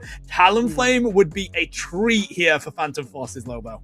Aggie is very good because when you get Alcremie isolated, it is it struggles to move about. It can heal itself up, but no matter what, you're just going to get KO'd. Only got 2 items on it so far. I think debating whether to run an EXP share or to not. No, they're actually going to run the stacking items and swap with Sora. Kekugami and Kaya are going to swap positions as well, with Suicune going to run an EXP share. So all eyes on that Lati Blue once again.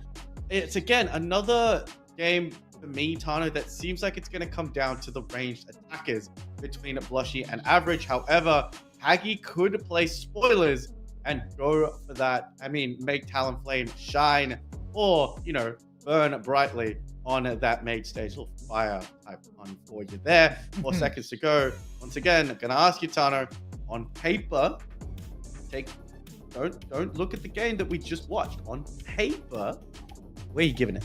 I mean, Phantom Forces, I'm giving it here, bro. I think despite the fact that Supernova was so dominant there, I think the pick of the Talonflame is going to be the difference. The Talonflame is a perfect counter for the Alcremie, perfect counter for the Latios, perfect counter for the Cerulege, even though it will have Phantom Force. It's so long as they go for Fly, let me say. If Paggy goes for Brave Bird here, I'm kind of throwing it the other way. Paggy, please don't go Brave Bird.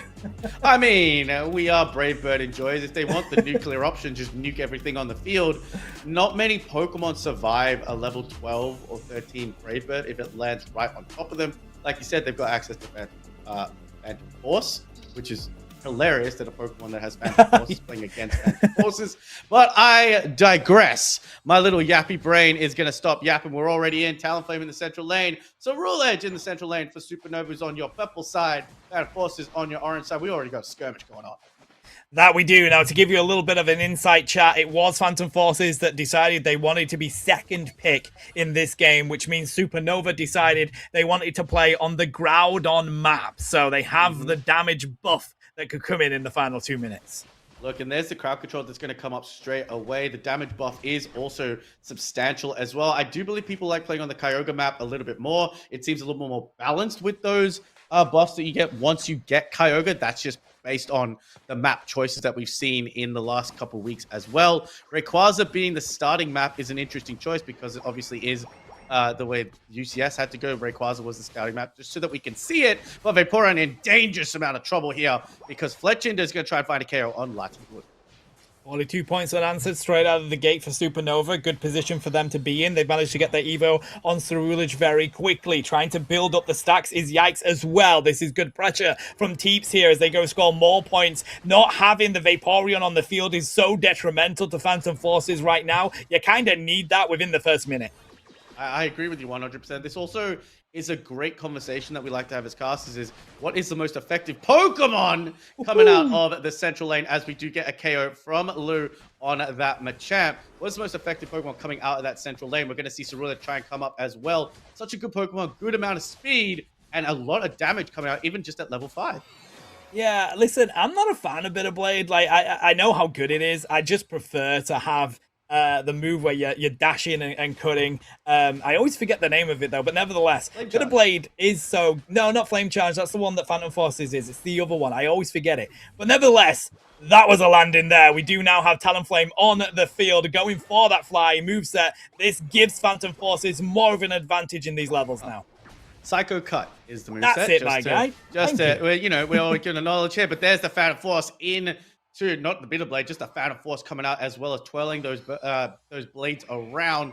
Don't run with scissors is advice. Cerulege's mama never gave them growing up. We're going to see a Gabite going to be patient, but the car control to try and get it. But it's his Talonflame that managed to secure Big Surf coming out from the side of Seasons on that Psyduck submission on to the Cerule Edge. Getting close to that Unite move as well. They could get it here, and they are going to pop it straight away, that Revenant Ren, to take out the Suicune, and the Alcremie is just healing all the live long day as Vaporeon gets finally finished off by Gabite. That's a Penta, buddy. Get the camera. A Penta is insane. Phantom Forces are screaming, why did we let Teeps in the kitchen? Because they're absolutely cooking us right now. Having a Penta this early in the game just gives them that level 10. They are, at a minimum, 2 levels higher than anyone on Phantom Forces. Their talent does just tick over now. That is a crazy level lead that Supernova have given their central laner. You got to give it all to Sora there, because you see how many of those creamy little proc balls were sitting on the ground. There's the Draco Meteor combo with the Psyduck, and Talonflame gets their fire dashed very early, as we do have a beautiful defense of the pad. It's still going to get knocked out. Full power Sai is going to come out for the side of this Psyduck as well. They're going to surf back their water type alternative, and that is just brutal amounts of damage that are being dropped by this Lati Blue. Honestly, Seasons and Yikes on these duo Pokemon is absolutely insane. Paggy knows their target, locks it down with the fly. Huge Revenant Rend will come through, landing on free, and they find the KOs. The Regieleki is taken as well. Brilliant effort from Ariel to get that secure in, but a good effort from Phantom Forces. Paggy knew their target, lands the fly, gets a Flame Sweep through, finds the KO. But right now, Supernova are so locked in, Lobo. Are you sure this is the same? Sure. Are you sure this team is 1-4? I just want to clarify that you're sure and your positive production. Can I get a confirmation that this team is 1-4? There's a beautiful scoop coming out from the Garchomp in to the Livid Outrage. Sora is there to drop the creamy puffballs. Beautiful knockup. But Psyduck is there as well to make sure the Machamp doesn't get anything going. Fly pops down right onto the Cerule Edge into the Garchomp, but gets sent back to Nurse Joy, and Supernova are schmoovin', groovin', and hoovin' all over this map. Hoovin'? Let's go with it. Mate, I like hooving. We're in the UK. We're in EU. Hoovers are a thing. They are called a hoover over here. Okay, yeah, I got you. I got you. What is also hooving is the pairing that we have here with that Psyduck and Latios, just allowing Teeps to just control the rest of this. What I will say, though, is Phantom Forces have had a much better response in this second game here, buddy. They have picked up better picks. They're having a much better stance in these fights, but it's just the synergy that Supernova have between their duos here that is off the charts for them. Yeah, it is. Look, Sora with this Garchomp right now, just absolutely not worried. They're going to turn off of the Regirock, as Keko is going to try and just walk away. They're like, yeah, it's not worth the KO. Regirock does get a little bit back, says, stop hitting me, and decides to get one little bit of hit on it to the Garchomp. Teeps not, he said, this is my jungle. Get out of here, Talonflame. But the damage that this Draco Meteor is doing, Tano, and nobody has been able to get onto them in the back. Here we go again. More stacks for Latios. Barrage Blow will come through from Lou, but the full power Sai paired with the Fluffy Cream Supreme is going to do absolutely everything for Supernova. And boy, do they get their revenge here, Lobo. Muse did auto in the Mystical Mirage, and they've managed to pop that out with a perfect precision. Supernova are going to get away with ridiculous maneuverability here as Phantom Forces are on the back foot again. I mean, Machamp does get pulled through with the Psychic into the submission once again. The Draco Meteors are going to get rained down. Does not do that much damage to the Vaporeon. Psyduck genuinely just pushes everyone back. And there's the headache combination into the Draco Meteor. Holy nerf this Lati Blue into the ground. Pretty please. Mate, I'm hoping my other duo Chaos is in chat watching this, because I love playing Talonflame, and I tell you now, if they can do stuff on this Psyduck that we're already seeing, I'm going to be landing those flies all day long, mate. This Psyduck is massive for Supernova. The pulls that they're getting, setting up Latios to drop those Draco Meteors. They've managed to find multiple double KOs off the back of the pulls and the surfs from Seasons. I mean, you play the Talonflame, I'll play the Lati Blue. I think we cook and we grind ourselves to legend after this one. Let's go. 212 to 164. I mean, even though Phantom Forces have been behind, I want to say most of this game, they've managed to keep the levels fairly consistent with everybody else except for Teeps, who is finding these KOs in the most impossible scenarios. We do see a score going to go in from the Talonflame as well. They're going to try and pull this back. Score lead. I mean, score on each of these teams is actually quite close, Tano. It's now within 2019, actually, if my math is correct, as they're going to rip off this Reg Ice. And that is just going to make Sora so happy because that Alcremie is going to be able to heal everybody up at this Groudon fight. And what is the saying that I always get wrong, my guy? When there's a Groudon, the game is on, and that it is here, buddy. Flame Sweep is not going to land on anybody just yet, and in fact, they end up in the face of the Latios Draco Meteor. They do pull out the Fluffy Cream Supreme, but there goes the dive with the Revenant Rend. Supernova looking to lock in with this with the Livid Outrage. Does find the KO onto Kekko, and that's Vaporeon sent back to Nurse Joy. They clean up Suicune as well. Massive Barrage Blow comes through, but it's going to be the Aeon Blast that comes out from Yikes, and that's a triple KO, baby, for the Ceruledge. The zoning is here, and Lobo, it looks like Groudon is going to go to Supernova.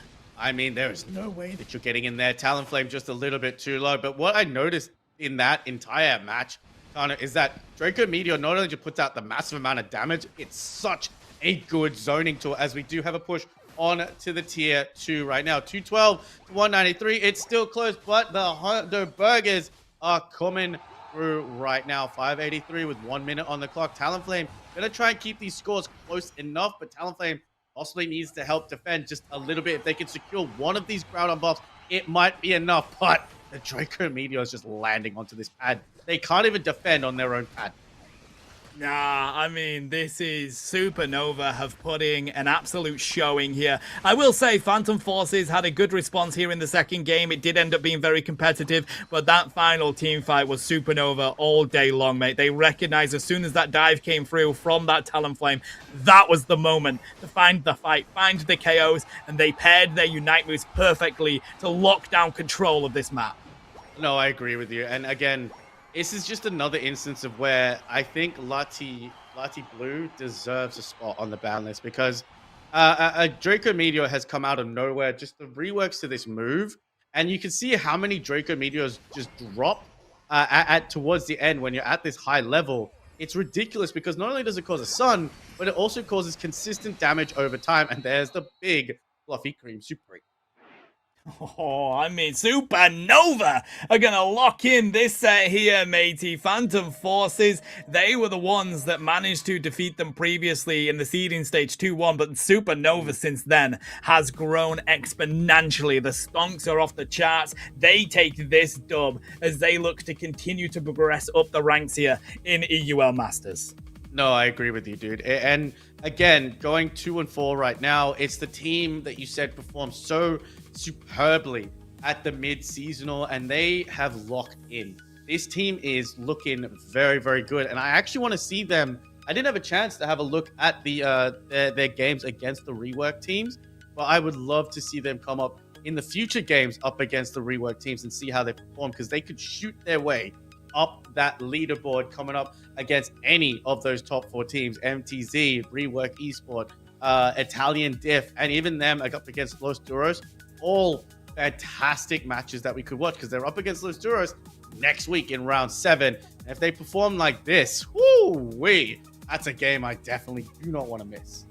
I mean, they did end up disbanding after EUIC did Supernova. They had Borty, they had Ware, Lola and Dalim on their side. They disbanded after EUIC, and now we see them come back with this squad, and that was impressive, mate. I mean, I know they're going up against Phantom Forces. We will need to see them go up against the higher levels of these ranks in EUL, like the Rework Esports that are in the lead of this at the moment, but nevertheless, Phantom Forces are not an easy team to defeat. I know this league is, they're down at the bottom. This league is quite close. Phantom Forces have got here off their own back. They did the same within the qualifier for the UCS leagues, mate. Phantom Forces had a brilliant run. So it's not an easy team by any means, but Supernova with this new squad that they've got here, it's the difference, mate. They seem to be a meaty squad here. Looking very strong on all the teams in the EUL. You know, a lot of these teams did compete for those UCS spots. So, I mean, this is even more exciting for us because we have so many EU teams that we love to support and watch, but also for next season, if they allow more teams into the UCS league, we could see all of these teams compete, obviously, again, on that UCS stage, like we saw at EUIC, where, teams like Los Duros were able to take BH3 to a game 3. BH3 currently undefeated, the only undefeated team in EU, but also, NA has no more undefeated teams as well. So BH3 kind of in a league of their own right now. And to see all these incredible teams that we have over here at EUL go up against those teams, it's a match made. It's Pokemon Unite heaven. Lord Arceus himself has blessed us with a fantastic competitive scene for Pokemon Unite. As much as we don't like to talk about the casual scene of Pokemon Unite, that's a different question. But the competitive spirit of Pokemon Unite right now, Tano, it's so good. And in the EU region, I think you and I, as casters for the EU region, we're just blessed. We are. I mean, I was going to put out a tweet later on because there is so many leagues in EU now. It is popping off here for EU. I mean, we've got EUL here. We've got so many different leagues. Last Hit League by Komai. We've got the weeklies that are happening already. We've got LFPU that is currently back. We've got some unannounced stuff that will be coming out shortly as well. There is at least 5 to 6 different leagues outside of UCS that teams can compete in, and that just says so much about this region and how much the grassroots teams and grassroots production really care about the esports. Not to mention that we've also got the EU in-houses that you and I get to spectate a lot of as Exactly. well, and it's these players on all of these different teams playing on different teams and different roles in a high stakes competitive arena, which is so fun to watch. And we even see teams like MTZ come in and be allowed to compete as a team up against a makeshift team of 5. So the Europe region right now is really doing a brilliant job of just trying to lift itself up and continue that hype of that EU got at the European International Championship, my guy. Yeah, no, 100%. Let's head to a break as we get the next set ready to go. A huge shout out to everybody continuing to watch these games. We love you so much. Grab yourself a drink, grab yourself a snack. We will be back with you very shortly.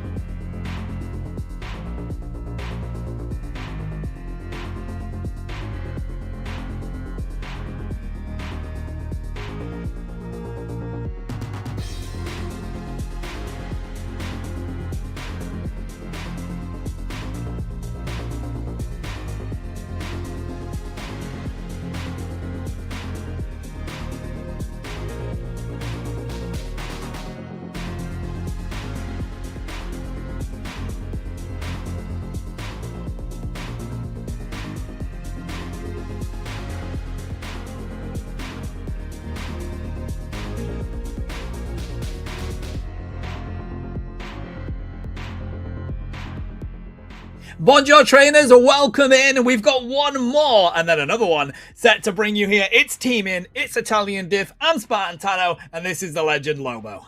I mean, I'll have one chip and then I'll have another chip and then I'll have another chip, and that's how I have problems with eating French fries. But anyway, but that's never a problem with Pokemon Unite. I always want one match after another match and after another match. But mate, this is going to be another fun one. Team In versus Italian Diff. Now, I know Team In is a team after your own heart. We love them over here as well. So why don't you take us through Team In? Yeah, here we go. It's the Legends, Pancakes, Zika, DJ, Bida Pig, and Ellen here for Team In. This is an incredibly exciting team. I have followed this team for years in Pokemon Unite, and this has been the best season that they have had yet. Zika is an incredibly exciting player here.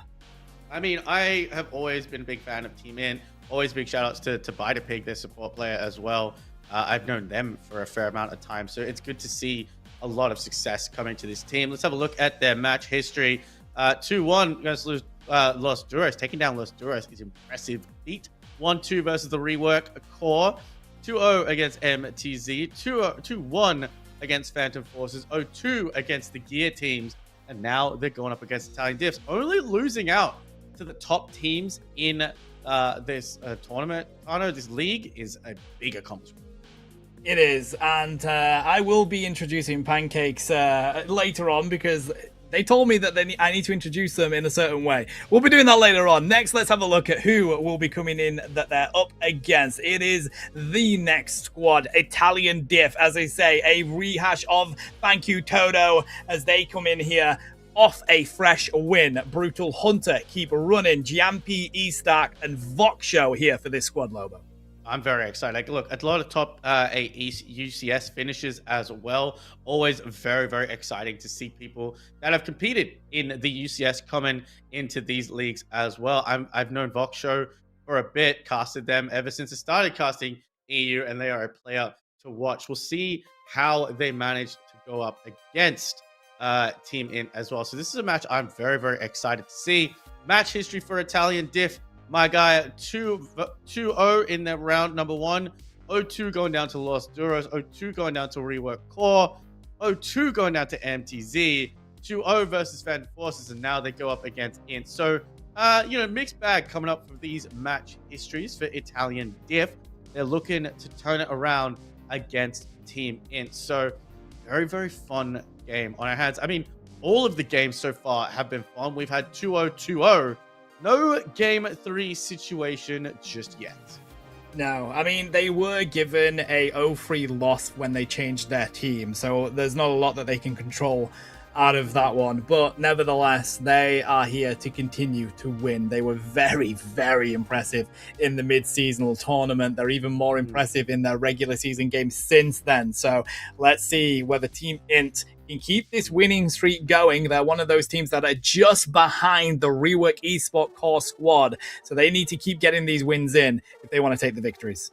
No, I'm looking forward to it. And it's always interesting to see how the performance differs when you come to mid-seasonal tournaments or even in-stage and in-person tournaments as well. We saw that again at EUIC. Teams that perform fairly well in online situations, possibly struggling a little bit when it comes to the stage, but then also when they come back into those online scenarios, doing a lot better. But our bans off the gate, Mew being banned straight away. I think that's a good pick. Mew is such a problem attacker to deal with.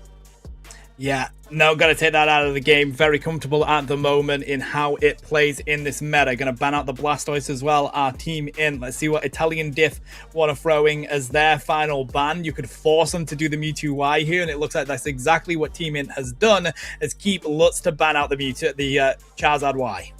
Yeah, look, if you don't ban it, someone's going to take it. And that is a Pokemon that only got a rework to its Unite move. So it's still very, very strong. Mega Gary still open to be picked. But Pancake's going to opt for the Surfetch. Now, we have seen that Pokemon do devastating amounts of damage. But a regular Charizard? Why? I mean, a regular Charizard going to be picked up? Nope. Voxshow says, nope, we're going to go with the Derpy Duck. Yep, going to stick with the side up here for Italian Diff. Let's see what Gyampi wants to go for. Nevertheless, Pancakes, I'm going to do... Oh, Brutal's going to pick up the Mega Gyarados. So, Pancakes told me that I have to introduce him from his bio on Discord for the first time, buddy. So here we go. It's the invincible, fearless, sensual, mysterious, enchanting, vigorous, diligent, overwhelming, gorgeous, passionate, 6'4", nonchalant feminist with dreads. What does it matcha Labubu lover owns an air fryer? Pancakes on Safetched. Absolutely wonderful. And you too can also get your bio written out by Tano. All you have to do is DM him in Discord. The DMs will be in the pinned comments soon enough. So I hope all of you guys will go DM Tano your personal bios so that he has to, and I mean has to, read them all out on stream. But as we move forward from that beautifully written bio, no ChatGPT involved in that one at all, I assume. Dwayne and Elle are going to pick up the Crossel. Jumpy is going to pick up Mewtwo Y. And Stark is going to pick up the Lapras. We are going to see a Miraidon for the first time, as well as the Pawmot. Mate, we have so many electric Pokemon in this game right now. That we do, mate. And Team Int sticking with the fact that they love to play these different kind of comps. Pawmot has not been seen today. Miraidon actually hasn't been seen much today either, but still very strong in the meta. Looks like Keep will get that Latios. So this is a very interesting matchup here. Italian Diff with a great front line has the double dual ranged attackers that have got some good maneuverability up against what Team Int are bringing with the melee. Yeah, look, I like it as well, but it's going to see now. This is 3 sets in a row that we have seen the Lati Blue. Once again, this could be a Pokemon that is going to start rocketing up the ban list, the ban jail, as much as we have seen it. That Draco Meteor is such a problem to deal with. And I don't know, it's going to be Dragon v Dragon, Miraidon versus the Lati Blue. That's a nice attacker combo, because I'm not going to put the Mewtwo Y up against the Miraidon right now, Tano, just because I think it's a better matchup that goes up against the Miraidon. Pawmot versus the Mega Gary. Mega Gary has been a little bit underwhelming since the nerf, so we'll see how much better Brutal is able to handle this outraging dragon. Yeah, I mean, listen, Italian Diff, they may have a 1-4 record, but this is an extremely strong team. I go up against them many times here, bro, in my, solo trio queues, and Brutal is a very good player. Voxo incredibly good as well. This is going to be a tough target for Team Int to come out on top of, but Zika, bro, I glaze Zika every time they're on my screen. They're on Pawmot right now. That is the perfect Pokemon to be taking on these ranged attackers. And look, if you would also like to be glazed by Tano as well, hit him up in your DMs. I know that he wants to tell the channels and the people all about you. So as we go through, we got Pawmot in the central area. We got Latios in the central lane for his side of Italian Diff. No invades coming up just yet, but that is dangerous. Having a Latios take a central lane coming up, but it still needs those stacks to really get rolling. That it does. This is exciting play from Italian Diff. DJ has to get back on the pad here. Damage raining on him from Gyampi already. Rocks do fall down. Still no KOs just yet. Who's going to get the K opener? Pancakes with the eject button to get out of the way of Brutal. I mean, that is very, very important. The last thing you want to do is give them a level 19 and 15 seconds. My God, I got my numbers wrong. All there for a Magikarp. The record I think you and I have seen is 9 minutes and 12 seconds for a Magikarp. Still hasn't been beaten just yet. However, as we got 2 central laners heading to the top path, Lady Blue versus the Pawmot that can throw hands. Altara's on deck. Voxio's like, I don't want any of that action, but this is exactly why Zika is here on this Pawmot. Supercell Slam comes through, dives straight onto that ranged attacker who manages to get back to their pad, but it gives all of that experience over to the Safetched here. This is why Team Int have that combo in this game. I mean, this is also exactly why we always question why Crossel was chosen. XP is going to be popped by the Umbreon to get the Magikarp away, but that could just give it more of that effort meter to use. The Headache is going to push Dwayne back as well. Dwayne is going to let this Magikarp get evolved, so Fetch is on board as well inside the top part. They're going to go through for this Duck with the sword, and it is Leaf Blade over Fury Cutter once again, Tano. Yeah, it's interesting, isn't it? These people that are playing that kind of moveset. But the thing is with Safetch, you just want to be dropping damage, mate. And either or, 100%. you're going to do exactly that with it and then try and position yourself for some good lunging leak Nova Blast. Right now, Dwayne looks like they've been caught out. Enhanced Charge Beam with that electric terrain down now means they won't get hindrance. Looking to rip through E-Stack here. Alentia trying to hold strong as well. Yes, a jet button comes through. Supercell Slam lands and they find the KOs here. Zika gets a double.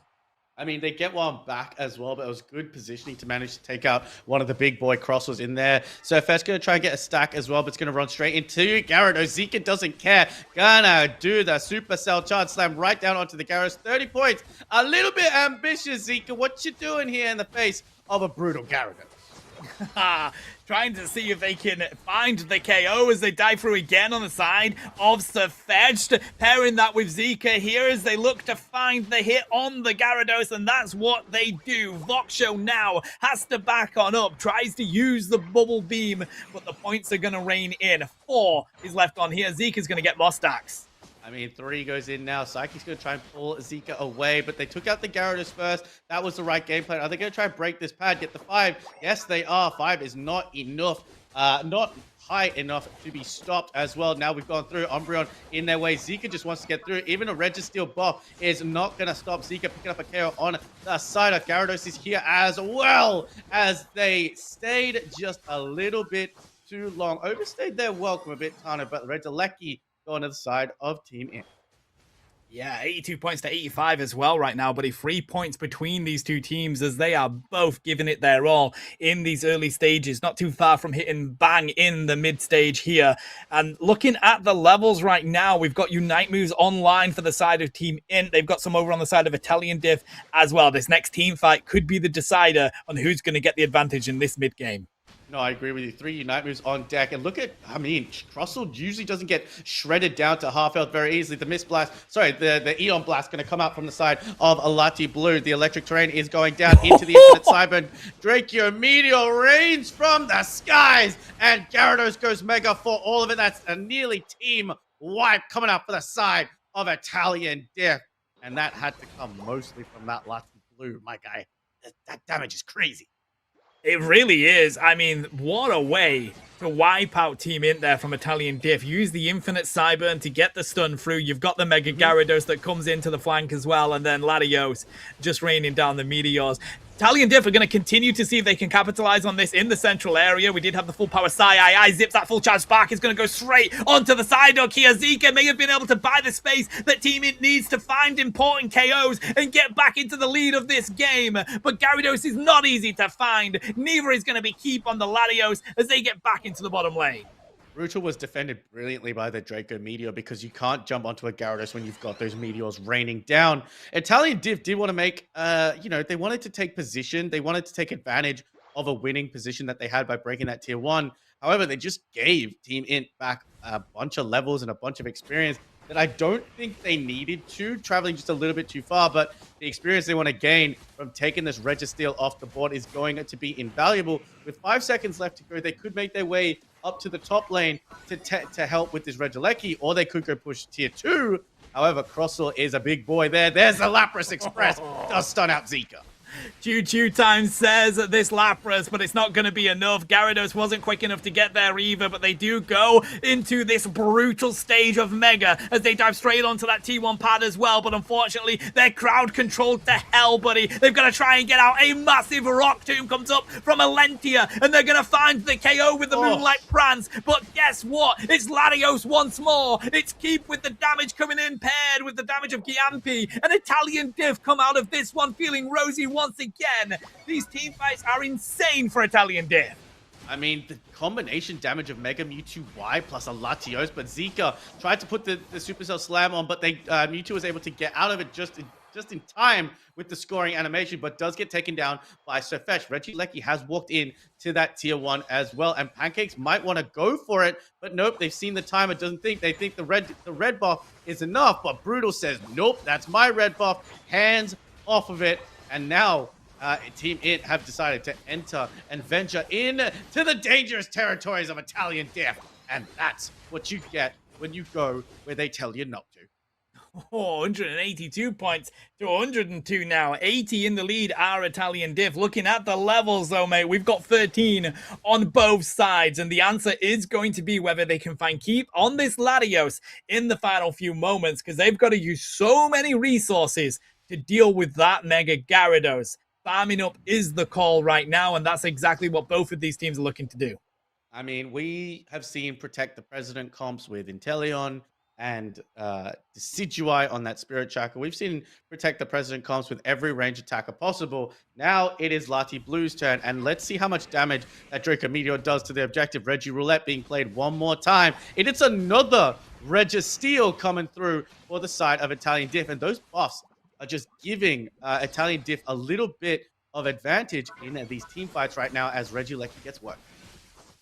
It's going to be a good advantage that Team Int are able to take here. Puts a little bit of pressure on that T2 of Italian Diff, but with this final objective about to spawn in, mate, it will be ignored. It's Rayquaza for the first game of this set. When there's a Ray, there is a way, but it's so close between these two teams that either of them will be looking to be patient here. Yeah, I mean, look, 40 points for, 30. Oh my God, what's my math doing? 30-something points between these two teams. Regieleki has walked into that tier 2 on the top side. We've got both tier 1s up. Surfetch has been found. Pancakes looking to try to put some damage on, but the enhanced charge beam is so strong. Voxshow taken down to half health as there is a patient game being played. But look at where Zika is going to try and get a score in. Puts Team Int in the lead, and now action is going to happen on our screens.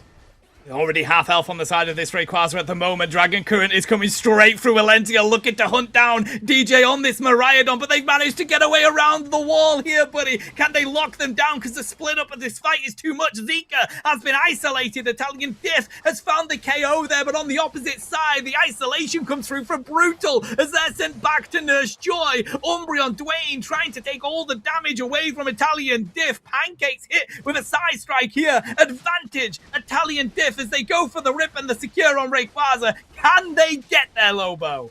I mean, here we go. The Rayquaza is at half health. We've got Miraidon coming in, dropping down that Thunder as well. They're going to have to keep focusing on the Rift as Mewtwo is doing. The Draco Meteor was there, but it was Psyduck that managed to secure the Rayquaza, and now it's on. They have to score. They're in the lead. Mewtwo has taken a lot of help popping that X attack right now, and again, there's so much chaos going all over this map, but all eyes are on Lati Blue. They have a Rayquaza shield. Can they get the scores in? Surfetch is there, breaks one shield, but manages to get KO'd in the meantime.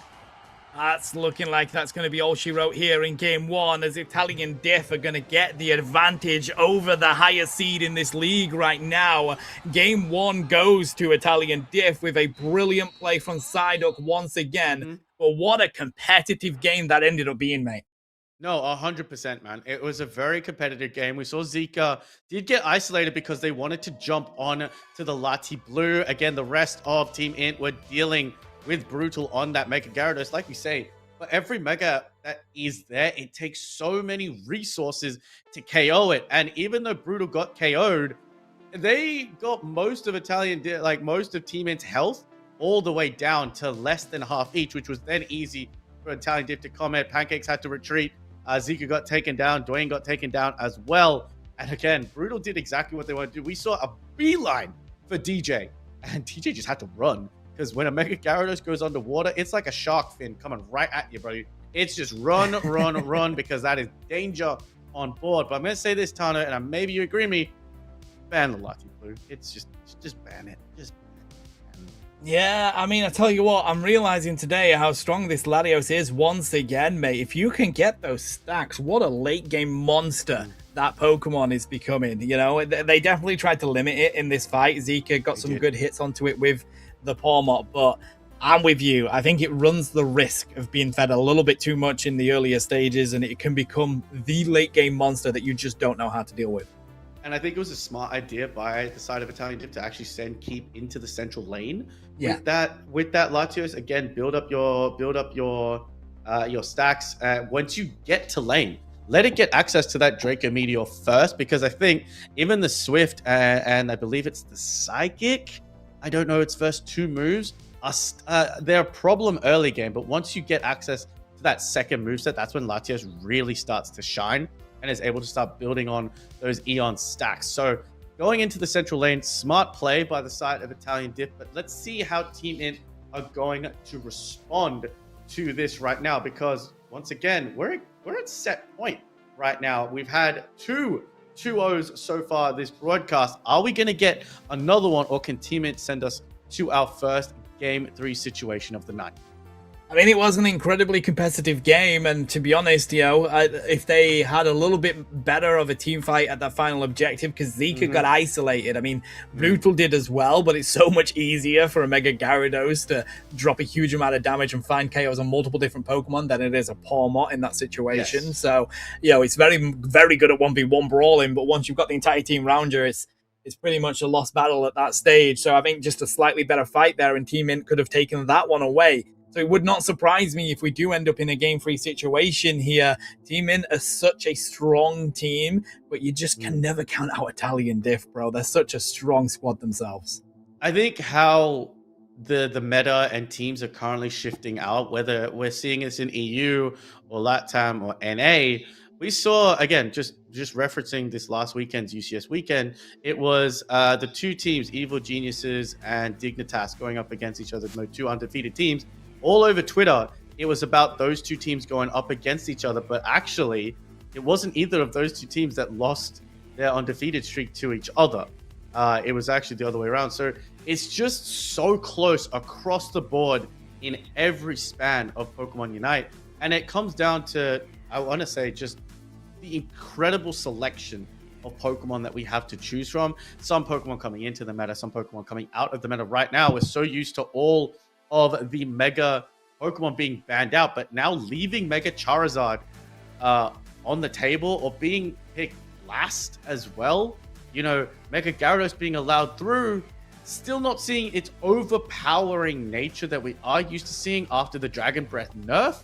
However, it's still a problem to deal with, but there are now other Pokemon in the meta, like your Surfetches, like your Meowths, like your Latioses, that are starting to become the problem that people have to figure out the answer to.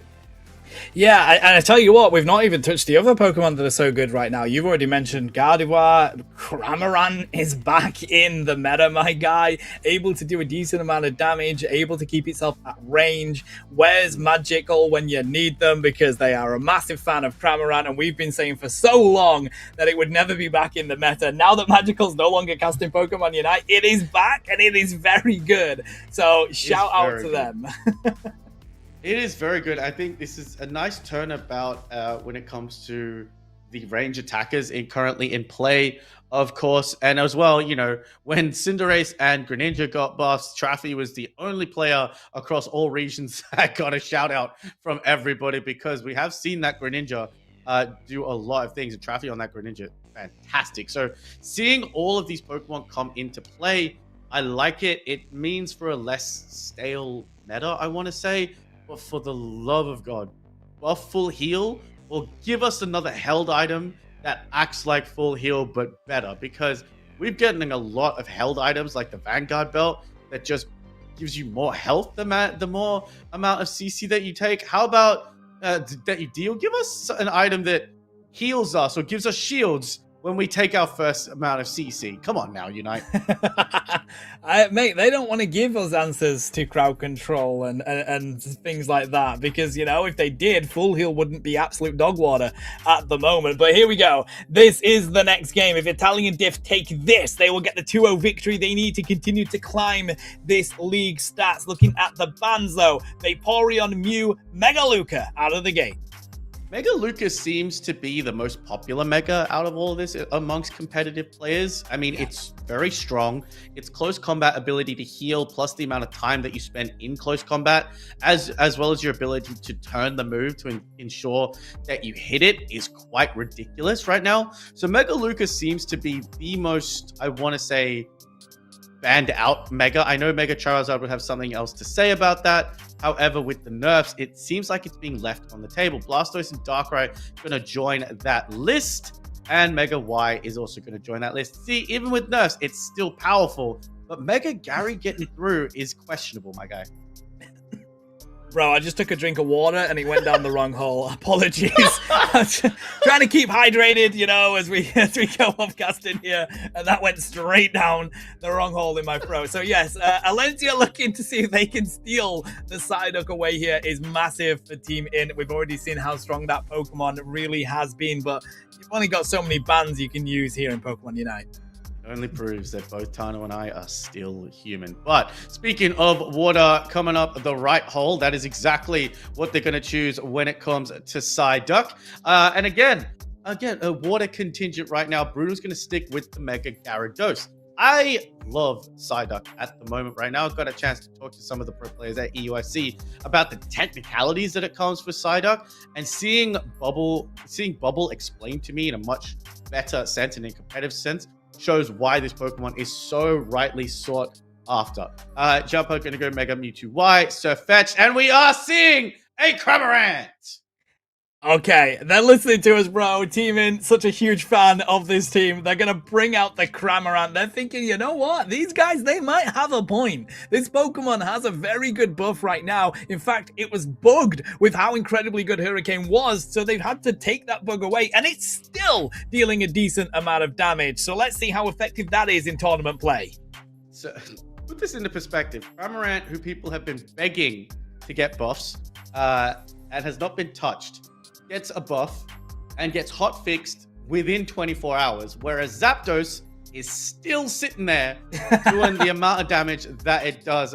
Make that make sense. This is the bird diff that we talk about, but we got Mimikyu, Zika coming out with the Mimikyu, Dwayne going with the Mr. Mime, Boxer's going to go into Suicune, S-Stuck on the Lapras. I liked the Lapras, honestly. It's a nice tanky Pokemon, and the Lapras Express to go from bottom lane to top lane in game number 1 was wild.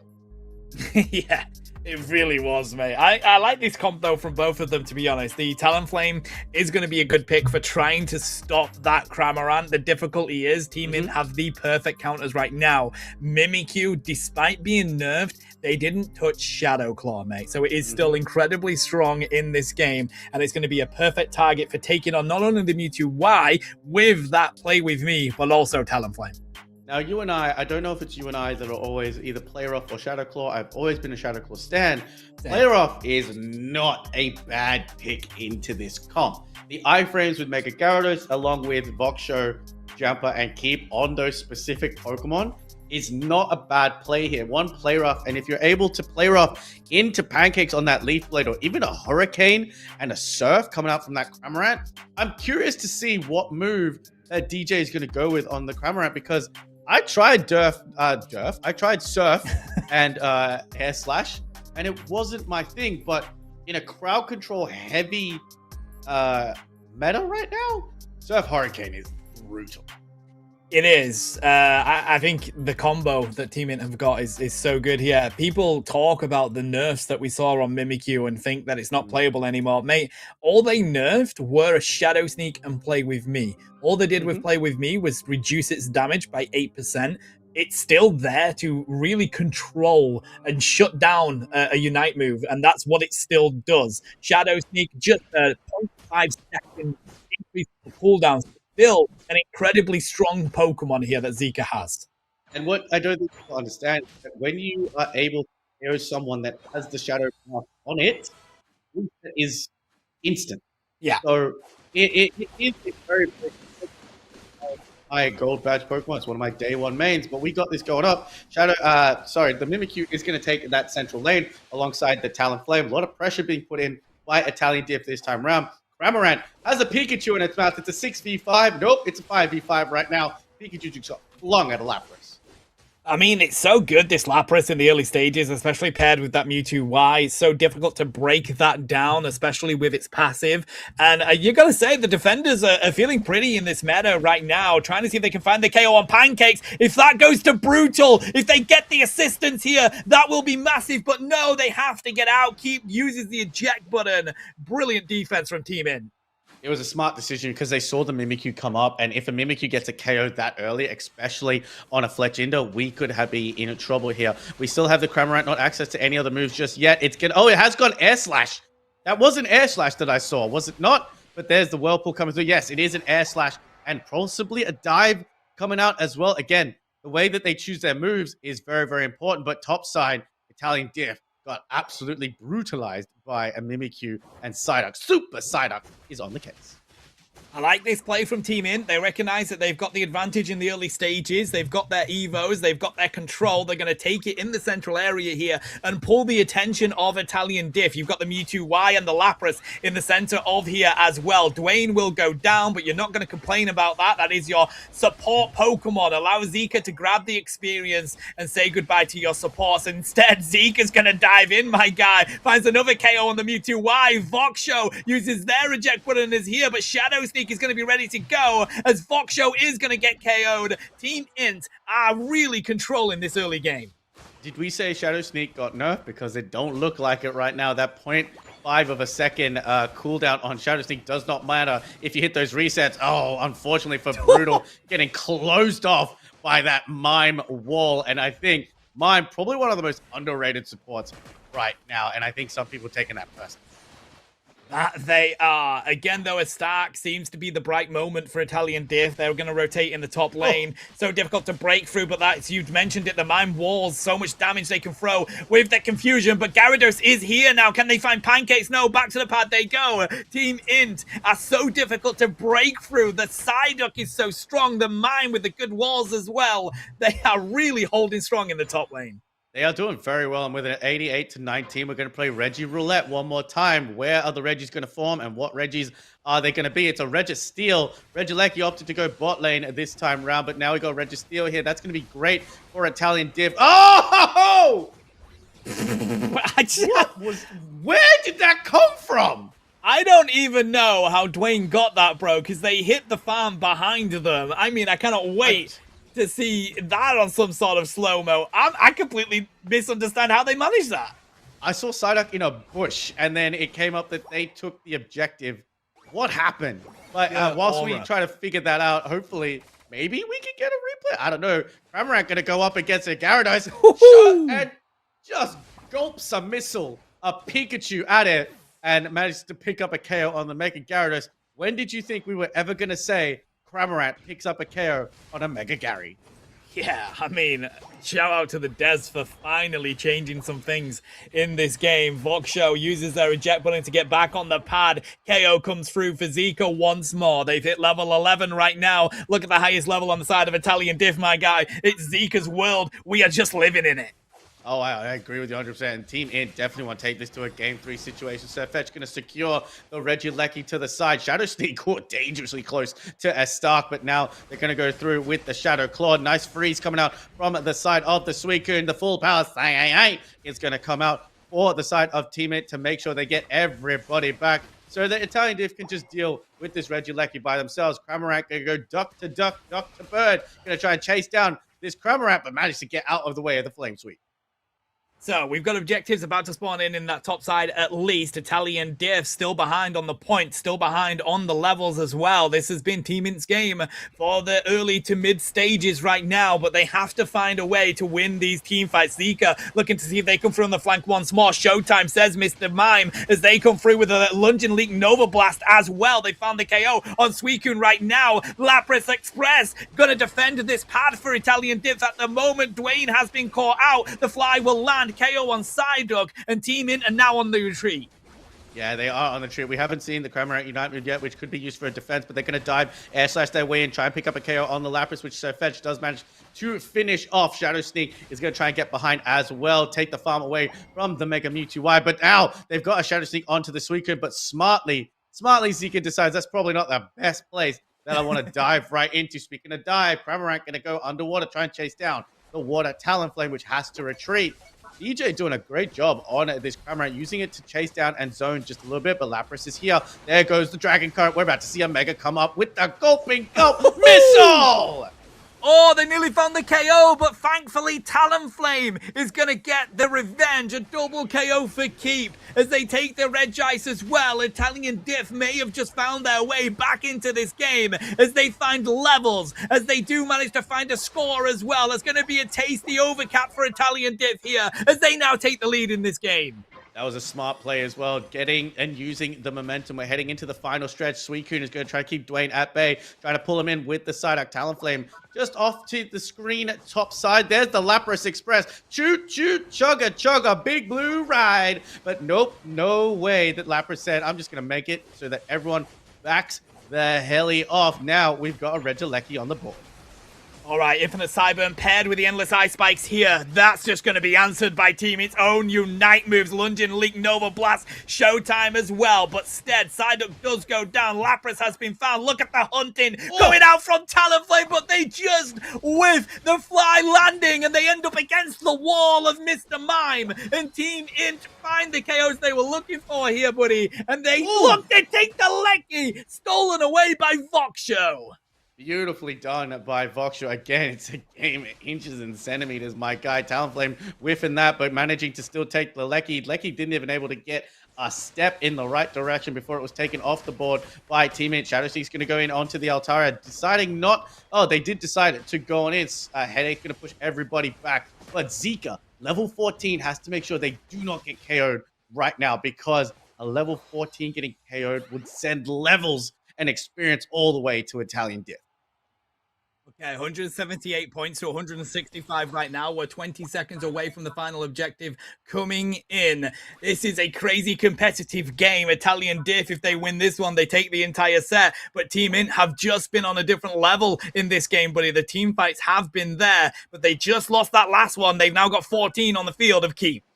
Yeah, no Mr. Mime or Psyduck Unite move just yet. No, then those are two very, very important Unite moves for the side of Team Int. Whirlpool does find Super Psyduck Dwayne inside that bottom bush. Keep wants to go for a 14 cap. I don't know if that's the best idea. They can get out of it, however. Only 14, but now we're going to see if there is a crowd on. The game is on. Cramorant has to pop that eject in it to the dive. Keeps is going to get the 14 in, but can they get caught? They're going to take to the sky. Avoid the Shadow Claw as well. But now it's just a patient waiting game because Italian Diff is in the lead. Yeah, ball is in the court of Team Int here. They've got to come up with some sort of plan to take the lead. We do see looking for a flank. Keep is going to go again for another back cap. Pancakes is really in the middle of this, trying to see if they can find the fight against Brutal. That would be an interesting 1v1, but Pancakes rotates back to their team here. They're just pulling the attention of Zika and Alentia down into this bottom lane every time the back cap comes through. Yeah, they've got to watch for the Shadow Sneak as well, coming up onto either the Lapras or the Suicune right now. Look at where Mr. Mime is going to go for the Showtime into the stuns. Now we could get a Lapras Express coming through into the Dragon Current. Mega time. Psyduck Dwayne is found out. Are they going to get taken down? No, the full power. Sai is going to get them up. Play with me comes through as well as a KO on the Lapras, and the Gyarados comes from Zika. Lunging Leak. Nova Blast has to zone out the Mewtwo. Why? Talonflame and Mewtwo are still threats right now, but they're ripping the ground on here, Tano. Oh, Flamesweep's going to come through looking for the fly secure. It was a brilliant effort from Keep, but unfortunately not quick enough, as Italian Diff are nearly wiped off the map of Faya Sky Ruins, and Team Int find the secure on the objective. Hundo Burgers rain on in, and despite the side of fries that Keep tried to put in for Italian Diff, with 10 seconds left here, Lobo, we're going to a game 3, my guy. And what a game 3 we are going to. That was a very well-played team fight, I want to say, by Italian Diff. Really distracting them, but once they went for the secures, the Mimikyu was the problem there. The Lapras Express was used into the Dragon Current. Infinite Cyburn into the Mime Showtime was what allowed Zika to come on in and KO get those very crucial KOs on Brutal in that fight. Ooh, that was a close game, but Zika, pop off, my guy. I mean, this is the competitiveness that we like to see from both of these two squads. You just cannot work out who's going to win that. But that was a brilliant response from Team Int in this one to take it themselves, trying to be patient. Keep was really putting the pressure on there, pulling the attention of Zika and Alentia down into that bottom lane. And then the dive in, mate. It was perfect from Alentia with that Mr. Mime Showtime. And then the Lunging Leak Nova Blast from Pancakes was perfect to get onto Voxshow. Brilliant effort from both of these squads. But we are going to a game 3, and God knows who's going to win this set. I have absolutely no clue who's going to win this. Cramorant on that dive moveset was a surprise as well, because there was less, I want to say, crowd control coming up. But when you have a Psyduck and you have a Mr. Mime, perhaps you don't need the crowd control. They become 59k damage as well, using those dives to dive in and out and chase down Keep wherever they could. Keep's job was really to try and get those KOs in that assassin type build, but also keep the score lead. The scores barely even for both sides as well. Once again, they neutralized the Gyarados, and Dwayne's pull. If they were able to get the KO on Dwayne at that fight, Tano, I think that match goes to Italian Diff. Dwayne getting out on an HP in a dream and then popping the full power Sai was really what turned that game around. Yeah, it was so good. I mean, man's just come home from being out and is absolutely locked in for this set, mate. And it's worked a treat for them because, as we mentioned, you may look at these records on both of these teams here, chat, but it really doesn't state how good these teams are. Italian Diff are a new roster from Thank You Todo at the mid-seasonal. They have been consistently winning since then. Their 1-4 record here is because they are a new team. And if they started this league with the team that they've currently got now, they'd probably be up there with Rework, Lobo. No, I agree. Again, it's the problem right now where we're just seeing, these teams are so skill-wise, evenly placed along the entire map, but it is those specific Pokemon that make the difference. Obviously, Mimikyu, we talked about it. Sometimes nerfs are just not impactful at all. And reworking a moveset reworking a move that gets a reset already once you KO, but then reworking its cooldown timer doesn't make a lot of sense to me at all. But again, and we saw it, reset after reset after reset on the Shadow Sneak just allowed Zika to just go in and just do exactly what they needed to do. The Play With Me damage was visible there because I think before the nerf, we would have seen Brutal taken out by the Play With Me originally, but then once you come out of the Play With Me, you're enhanced because your Night Move and Shadow Claw comes in, and boom, there you go. So Mimikyu, I think, still a prime target for a lot of these bans that we have to see. Yeah, they just didn't do enough with it, mate. They didn't target what was the problem of Mimikyu. They tried to say that the maneuverability of it was a bit too much in its crowd control, but if you're not going to target the Shadow Sneak, Shadow Claw combo, you're not really going to be affecting that Pokemon that much. They changed the HP stats of it as well, slightly reduced it for level 5, level 10, and level 15. Not enough, mate. It will continue to be a dominant Pokemon here where Pseudo Speedsters seem to be the few ones that can really compete in this comp right now. We've seen Cypher get nerfed. I would like to see Zika play that. We know how strong Zika is on Cypher, and I want to see how impactful those nerfs were. Look, I agree with you 100%, but let's talk about Pokemon that right now is, for me, probably underwhelming considering its amount that has been picked, and that's Mega Gary. It was a problem. It had a lot of sustain. It can't be crowd controlled, or it can't be stunned in the middle of its Dragon Breath and when it chases you down using those big chompies. Big chompies. Big chompies. It's got big chompies, man. I don't know what you want me to tell you. Here we go. Okay. Oh, I love you, We'll production. talk about Mega Gyarados in a second. Let's go for the slow-mo on this. How did Dwayne get... Is this a basic... Is it Bubble Beam? Because it goes the other... What? I mean, what?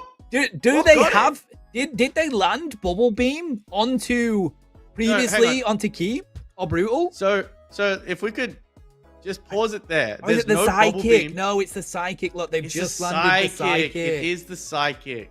I just missed that. The funniest part is that Dwayne actually turns away from this. That's snapback, bro. That's what that is. That's snapback on Dwayne. They've tried to secure it with that and ended up hitting the farm instead. But Dwayne getting a brilliant secure on that with the Psychic, which is insane. We looked at that like, what happened? He's attacking the farm. But as we get set for this game 3, talk to me about Mega Gyarados. Is it still effective? Dragon Breath was nerfed on both Mega Gary and regular Gary. Yeah. For me, I'm not seeing it's as playable right now because it's unbroken. And maybe that's the fear that Pokemon Unite had, is that once you nerf these Mega Pokemon, they just become a regular Pokemon with just a few enhanced buffs. You and I have never been fans of the Mega Pokemon to begin with. No, I'm really not, mate. I do still think Mega Gyarados just it is viable. I think the changes they've made are huge. The Dragon Breath needed to be nerfed. That was its biggest issue, and also reducing how long it can be in the Mega to 15 seconds from 20 is massive. But it's still viable. The issue is that these teams are not fighting with Mega Gyarados. It's kind of lost its capability of holding up like 4 Pokemon by itself if it doesn't have support. Mega Lucario, on the other hand, is completely different, and that's why it's going to be banned here. The resets on Mega Lucario are what cause it to be such a massive issue, and that's probably the strongest Mega in this game right now. No, I agree with you 100%. And I think the timing of Megas being... Again, the Mega Evolution just creates a target on your back to throw all of your resources into KOing it, because it is such an important Pokemon for the opposing team. If you KO it, they lose a big chunk of the amount of damage that they're able to do in team fights. Right now, we got Vaporeon, we got Mew, we got Blastoise being banned out as well. Psyduck, you're going to take that away from Dwayne. They didn't like the replay that we just saw.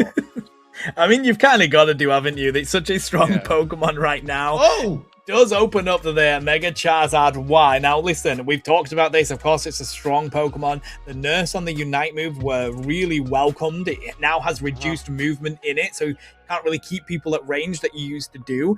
But it's still incredibly strong. I mean, it does take a lot of experience in a 5v5 situation to get it going. Let's see what Team Ink can do with it. So let's see. This is the thing I wanted to see. I wanted to see Mega Charizard Y in this kind of competitive 5-stack. I just saw Zapdos come by and I just got PTSD straight away. I think it's still being banned or still in moratorium. I'm not entirely sure. But Zapdos' Unite move being nerfed as well was also a big thing. Now, Mega Zard versus Mega Gary is going to be an interesting one. Which one is going to be more effective in these team fights? But Team Int has decided to take the Mimikyu as well. Pancakes is in on that Surf Fetch. Zika and DJ gonna maybe swap those two Pokemon, or DJ's gonna show us how he moves on that Mimikyu. I think so. I mean, what's interesting here, unless they just give it to Zika and then someone else is going to play the Charizard Y, strong defense here from Italian Diff. They've recognized that that is a lot of melee coming their way, so they need to provide assistance with the heals and provide assistance that really keeps Voxshow on their feet against it. Let's see what Team Int are going to end their comp with here, buddy, because I was expecting a full all-rounder comp there, knowing what this team is like, but they're going to pull out the supports here. Dwayne is going to go for the heals. I think probably the Clefairy, the Blissey would have been much better, but no, they're going to go with the Latias. Valentia's back on the mime here. Funny enough, I would have liked to see an Alcremie here as well. I think Alcremie works very well into this comp. I'm still, maybe it's my lack of understanding with Latias. I might have to DM some of these pro players and be like, tell me, I might just have to be like, what is so good about Latias that you would pick it over any other supporter right now? But Keep is also going to pick up the Lati Blue. Now, this is the Pokemon that could turn this tide in Italian Diff's way. But if Zika is able to get a Shadow Sneak on to that Lati Blue, I think that's going to be big. Yeah, I think that's the difficulty of going with these double ranged attackers right now, is that you've got Pancakes and you've got Zika there that are going to be really targeting you. I mean, I know that people say, you know, Safetch doesn't have great maneuverability, but they've got a lot of dashes, my guy. A lot of their moves are able to, you know, get rid of a lot of distance in this game. So it's not going to be an easy matchup by any means for Italian Diff, but they've got their comp that they're so sure on, and to be fair, it's not going to be easy to take down this Trevenant with that big root. No, I agree with you. It's a held item, my guy. Pokemon put it in. My 5-year-old brain just went into overdrive just there. But again, Trevenant, you're right, with the big root is going to be able to heal all their way up. I'm curious to see if we're going to see Hornleech and Woodhammer, or if we could see a Pain Split. Pain Split is very, very interesting because you have to be very careful who you're targeting and who you're putting damage onto when it comes to Pain Split. Obviously, just seeing how it works, especially if you've got a very high dive melee comp, which the side of Team Int do have right now. So I like Trevenant. Trevenant's always been a very good Pokemon in the current meta, not as widely used as Blastoise and Mamoswine, but it's definitely up. And of course, keep going to send Lati Blue to that central lane, and Mimikyu going to go nowhere else. Yeah, this is going to be interesting. It's all about what they can do to try and limit DJ on this Charizard, and they have the lane for it. That top side is going to be strong here for Team Int as well as they try to limit what Brutal can do. A stack as well, but that's also going to help the epic gauge up. Like, yeah, it's going to put some damage on the Fox Show. Gonna try and keep off. And the experience is actually quite a nice item to be held in the same lane as a Magic Cup, but here is stuck. He's in a bit of bother. Gonna pop back if he gets some berries, but that's a mime. But he's gonna say, nope, you shall not pass. Gotta try and stop this level 5 in the Mewtwo Y, though, because they're going to build up that Mega Meter, and then that's going to be an even tougher lane to handle. We do see Zika grab a central area experience. We'll see what lane they want to push here. Looks like it's going to be the top side. Again, really got to limit Brutal, get into this Gyarados. I mean, again, Draco Meter. Down. Yeah, I don't think they decided to go with the time round just because I think they might have decided to go with the alternate moveset, but then getting pushed back by mine, pushed back by Mewtwo Y, and trying to get this Charizard online is very, very important for the side of Team Int. Still having a Charmander at this stage is not the best, but Charmeleon is now here. Team Int finding the little bit of power spikes that they need at the moment. Zika is just going to keep doing Zika things, mate. So close to Shadow Sneak. Once they've got those resets unlocked, it's going to be really difficult to control this Mimikyu.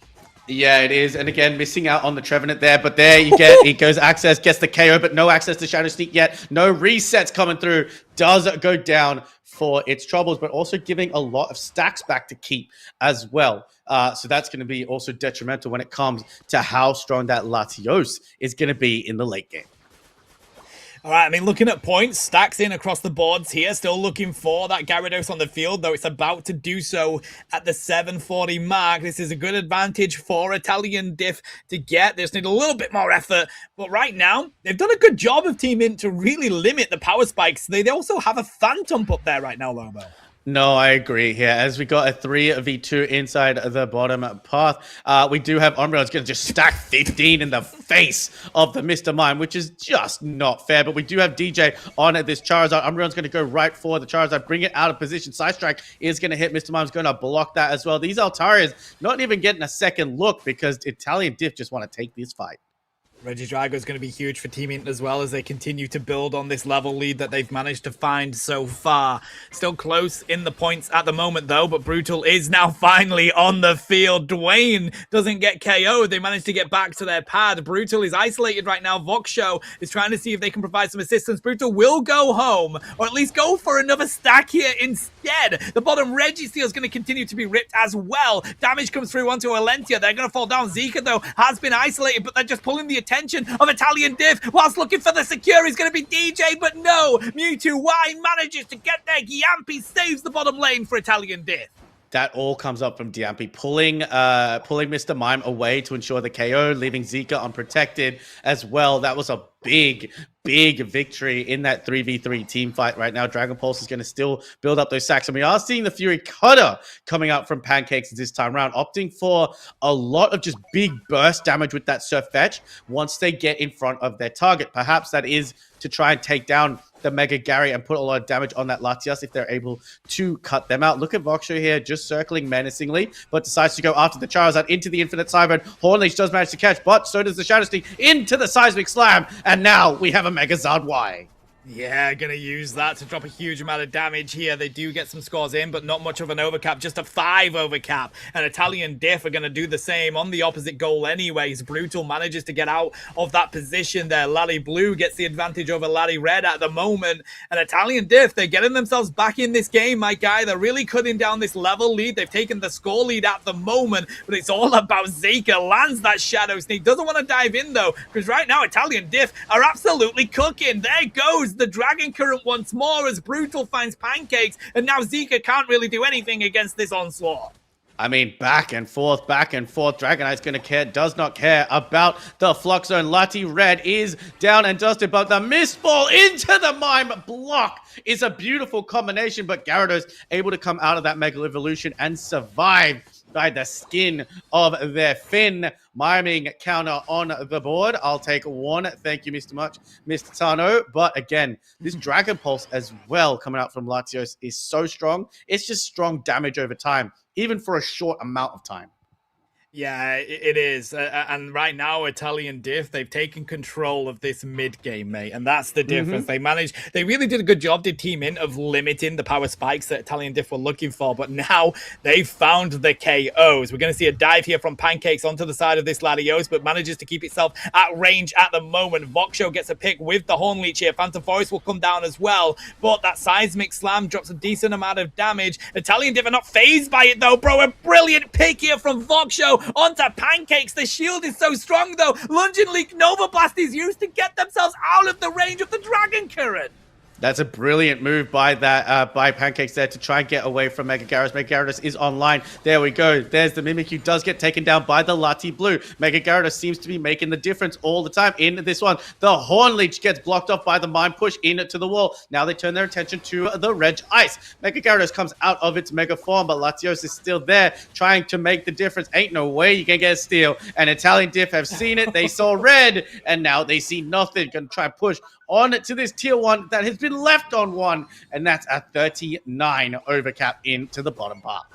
What a way to make sure that you've got all the advantage you need in this final fight that's coming up in about 1 minute and 20 seconds. That Regieleki will push the T2 pad, easily defended by Italian Div, though, because we won't have another one before the final objective. They get the Drago as well. Ooh, I didn't see whether Zika were going to fancy that one, mate. I saw it. I saw the Shadow Sneak. I was like, there's no way Zika's going to jump into that. Smart play. You're at level 12, and that's almost a guaranteed KO for the side of Italian Diff. But now, are they going to respect the 1v1 between Zika and Brutal? But nope, no respecting the 1v1s in this one. It's a game 3 situation, Tana. What are you, crazy? Ain't no respecting a 1v1 out here. I mean, I would have loved to have seen it, though, to be fair. Zika was losing some HP. It would have been an interesting one. But no, you're absolutely right. It's all on the line at the moment. DJ looks to escape. We're building up the Mega Meter here for the Me2Y. If you could pull that Mega before the 2-minute mark, that would be massive for Team Int. But Italian Diff, they recognize that. And instead, Gyampi lets them escape.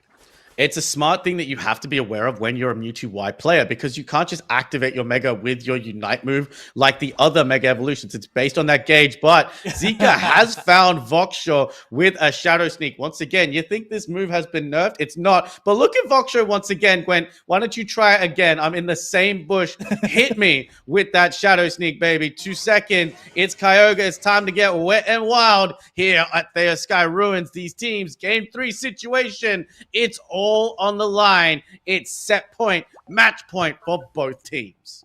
Yeah, Team Int, the ball is in their court right now, as we say. They're the ones that are behind. They're the ones that have to make a play. Italian Diff, they're in a comfortable position to be patient with this. They're defending their bottom T1 pad. They've got vision on 3 now as we see the rotation on up. Look at Zika, though, looking to see if they can get the flank free. If they do manage to land on one of these attackers, that will be huge. Seismic Slam's going to connect here into the Showtime Mr. Time here as well. There was the Nova Blast, but instead it's going to be the connection coming out from the Lati Blue that finds the revenge KOs. Staying on their feet is Italian Diff, but there goes Voxshaw. Oh, baby, this Mega Charizard is too much for them to handle with Zika, and Team Int have aced Italian Diff to get the Kyogre and win the game.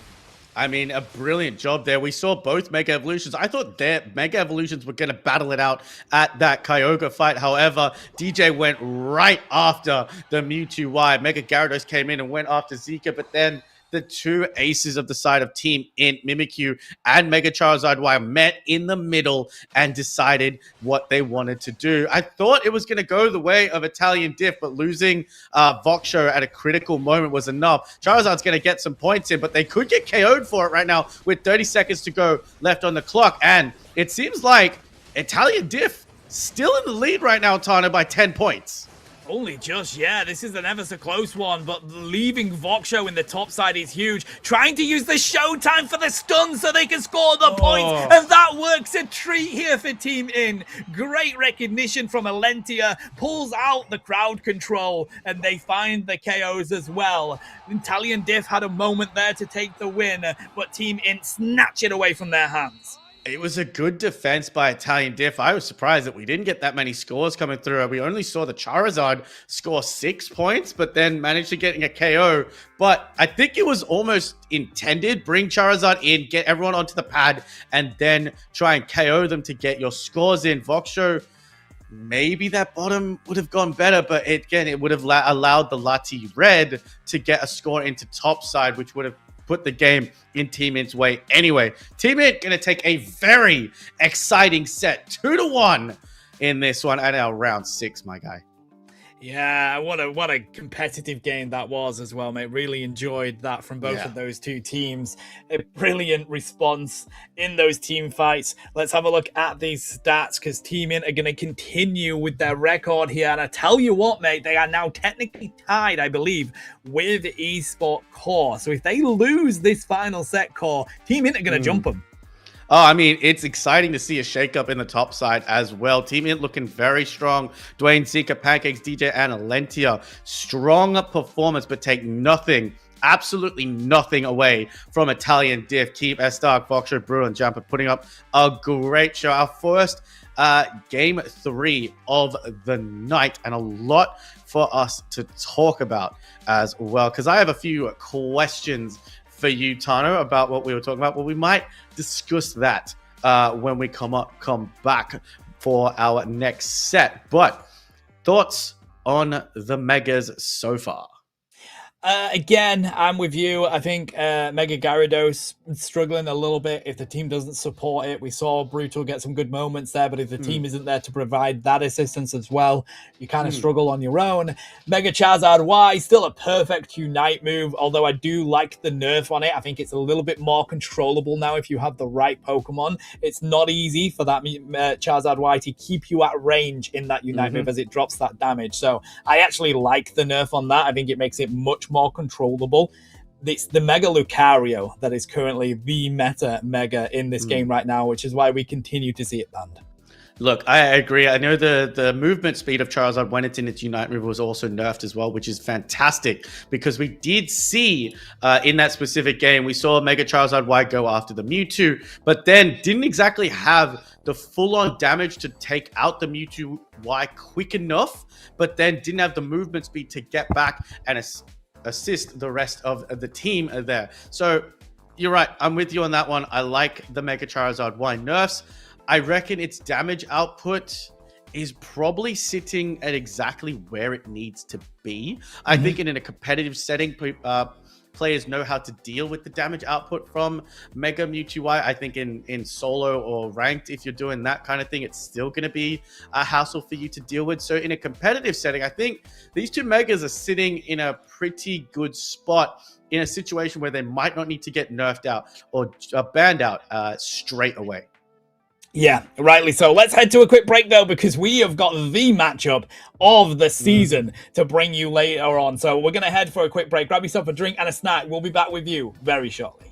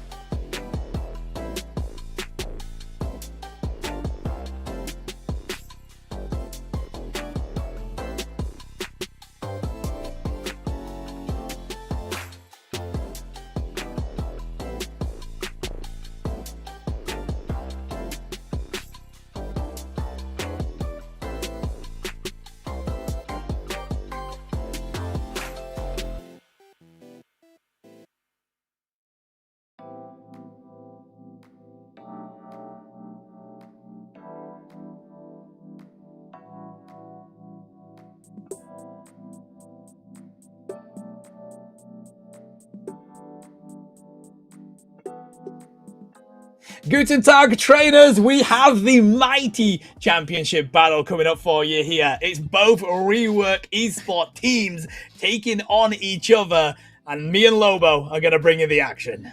I mean, if Tano takes anything as seriously as he does Pokemon Unite casting, it is his Duolingo score, my guys. So make sure that you add him as well as DMing him for your bios and everything else. Add him on Duolingo because you can go up against an absolute tyrant when it comes to learning languages. Speaking of learning languages, we have our language brains all maxed out here. Rework Esport Gear versus Rework Esport Core. And if you think that's going to be difficult, these teams are fighting for the top spot, my guy. 5-0 for Gear, 4-1 for Core. Top of the table fight. I'm ready. Yeah, and I think we've just seen Team Int go to 5-2, so this is going to be an interesting one if they manage to get the win. Here we go. It's Esport Gear. It's Rayatauri, Skull TT, Bone, Beru, Beach, and Classics for this squad. A very exciting squad. No wonder they're here at the top of the table. Yeah, look, 2 UEC, top 4 EUC, 1 EUEC, top 5 EUL. These guys are here, and there's a reason they're 5-0. They are looking primed and ready. If they get a chance, Tano, they are going to walk all over you. But again, Core is not going to take it lying down. Strong players. We've seen Bone, we've seen Beach, we've seen Beru, Quazix, and Rotari be a menace. And let's see if they can hold on to their undefeated record. Let's see what their record is in the previous games. I mean, we know it, bro. They are yet to really have the challenge put to them. 2-0 MTZ, 2-0 Supernova, 2-0 Phantom Forces, 2-0 Lost Duros, and the 2-0s continue as they defeat Team Int as well. No team is yet to take one game away from this squad. That is such an impressive record, man. Not a single game drop, not a single game 3 coming to the forefront for this team. And if you see any stats across the board, I don't think there's anything more impressive in Pokemon Unite than going through a league or a tournament or any such thing going 2-0, 2-0, 2-0, 2-0. And 2-0. And that's what they're going to hope to do against their brothers in arms at Rework Esport Core. Yeah, here's that squad coming up on the side for you. It's Cascade, it's Dodo. We also have Baru there as well, Azalito and Aaron for Esport Core. Now, Cascade is the one that we've seen play Surfetch. I love Cascade's play. I expect a lot of all-rounder action out of them today. I mean, Baru doing double duty on both teams. I didn't even think that was possible. He's got one Switch controller in one hand, one Switch controller in the other hand, and he's just single playering both sides. So again, these are the top tier players that we've got in EU at the moment. Again, top 5 UCS, top 5 EUL. They want it, they got it, but now they have to take the top spot. No longer this Core. They want to take down the Gears. But again, I think everybody wins in this match, my guy. Anyone watching it, by the way. So 2-0 to Phantom Forces, 2-1 against Team Int, 2-0 to Team. Thank you, Toto. 1-2 to Supernova. Supernova, the only team to take something away from this powerhouse Core team. 2-0 Lost Duos, and right now we are watching them go up against the Gears. Yeah, so just confirmation for you, chat. It's actually Iklas that's going to be playing over on the side for Rework Gear rather than Baru. Baru is on Core. So Iklas is here. They previously played for Komai Esports. They're going to be here competing with Rework Esport Gear. This is going to be an interesting matchup, buddy. As we've already mentioned, only one game loss on the side of Core. If Gear continues to win this, though, it means Team Int are going to take that second spot. Yeah, look, that's a lot more pressure, I want to say, on Core. They don't want to lose that second spot if they're able to lose this one. Gear want to keep their undefeated season on the books. Gear will still take that first spot, even if Core managed to win this, right? So if Gear win, Core are going to go down into third spot, and Team Int going to go up to second spot. And after that previous performance, man, it's hard. It's so hard. I mean, it's brilliant for us that we get to cast all these incredible games. And we've said it before many, many times. It's so much fun to watch. Oh, so we're just having confirmation. The mid-season tournament points matter in that mid-season tournament. They are currently 18 plus, I believe. Oh, no. Confirmation production. We were saying that Gear cannot go down. Yeah, they can't go down. Plus They can't 18 go down. points. So Gear, no matter issue. what, Gear, even if they lose here, they will still be in that top spot, but there'll be a chink in the armor of Gear. They will be, it's now shown that they can be beaten. So they want to keep the mysteriousness. They want to keep the allure of it. And, across all leagues in EU, BH3 are the only other defeated team. So to be in that same conversation, Tano, is quite an interesting one.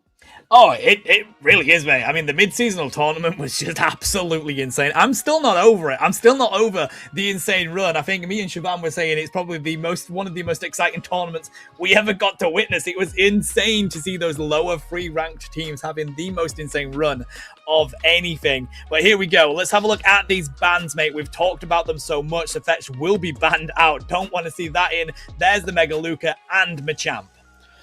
All very, very, I want to say, ban-worthy Pokemon. Again, another ban-worthy Pokemon, Mega Charizard Y. Not going to be allowed to be played. Obviously, witnessing that game before.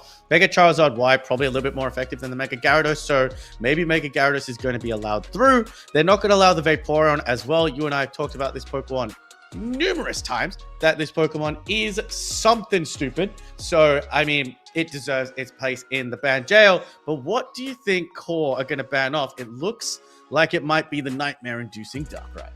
Yeah, completely understandable. Again, let's see what is the prio pick here for eSport Gear. What are they going to take as the most important pick? Blastoise finally sneaks through, continuing to be banned out. It has been nerfed. They've tried to nerf the damage of this Pokemon. Let's see whether that's going to be enough. The damage for this Pokemon is like a good nerf, but the amount of crowd control that this Pokemon is able to do is still ridiculous. I think we said it a while ago with Suicune. You could take away all the damage that Pokemon ever outputs at all, and it would still be one of the most top tier picks because of the amount of crowd control that's able to do. Beru and Azalito are going to go with a nice supporter and tank core of Psyduck and Crostle. Mate, is it time for Crostle to get a nerf? I think it's time to nerf all the defenders, my guy. In fact, nerf them all and only buff Greedon. That's it. You know what I mean? I'll be happy with that because defenders are so ridiculously strong in this game. So many of them have all-rounder levels of damage as well. So get rid of it all, mate. I mean, my man's speaking facts out here, whether they're correct facts or actual facts, I don't know. That is for you guys to decide. Skull's going to pick up the Mimikyu, which we saw absolutely run right. Now, if Gear get these final two picks right now, that is a very, very overpowered comp right now. Ickless going to hover over Lati Blue. Beach going to hover over Lati Red. The Eon twins are coming to play. Cascade is going to pick up the Blaziken. Now, don't know, we had the bug on Blaziken before. Remember where it wasn't getting its moves upright until you got that Unite move. Wonder if that's been fixed. I believe it had been. And Mew, one of the most solid, I think you have to call Mew probably the best attacker in the game right now. Aaron is going to pick that up because it's just able to do so much damage. Such a good utility Pokemon. It is. Ickless is a brilliant ranged attacker, and I'm excited to see what they can do on Latios here, but it's going to be difficult to pair that with the utility that Aaron currently has for their squad.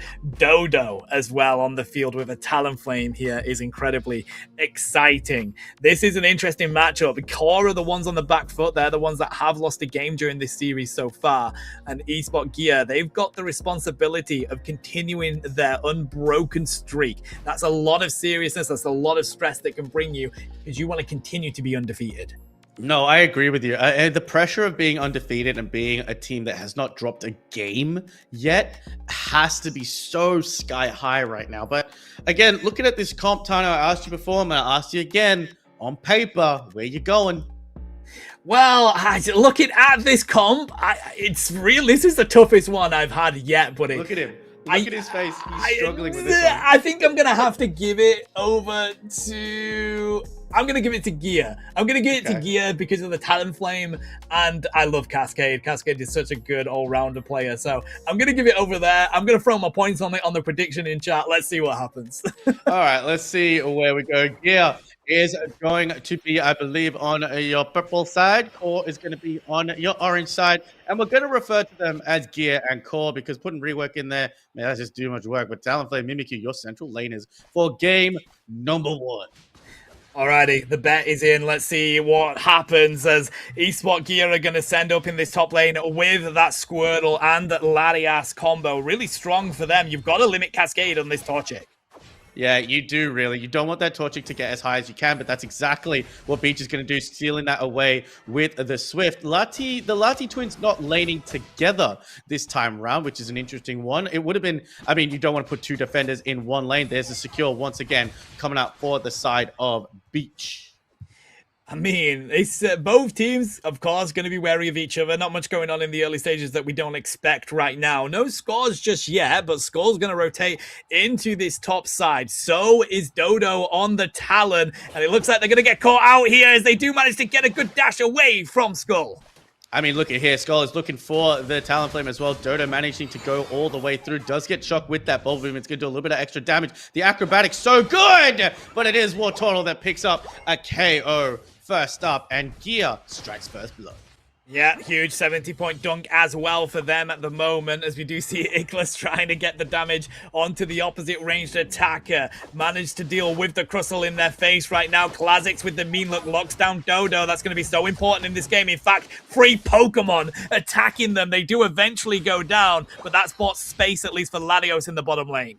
Yeah, it does. But inside the top path, Torchic still struggling to get anything on way here, especially with this defender and supporter core. Wartortle still has one of the best secures with the stuns that Hydro Pump does provide. Bubble Beam's going to try and get something in a way, but nope, Gear's still going to maintain the position. There's the mean look onto Crossel in the bottom lane, and that's just going to be great for Iglis to get these stacks. No Draco Meteor this time, opted for the Dragon Pulse.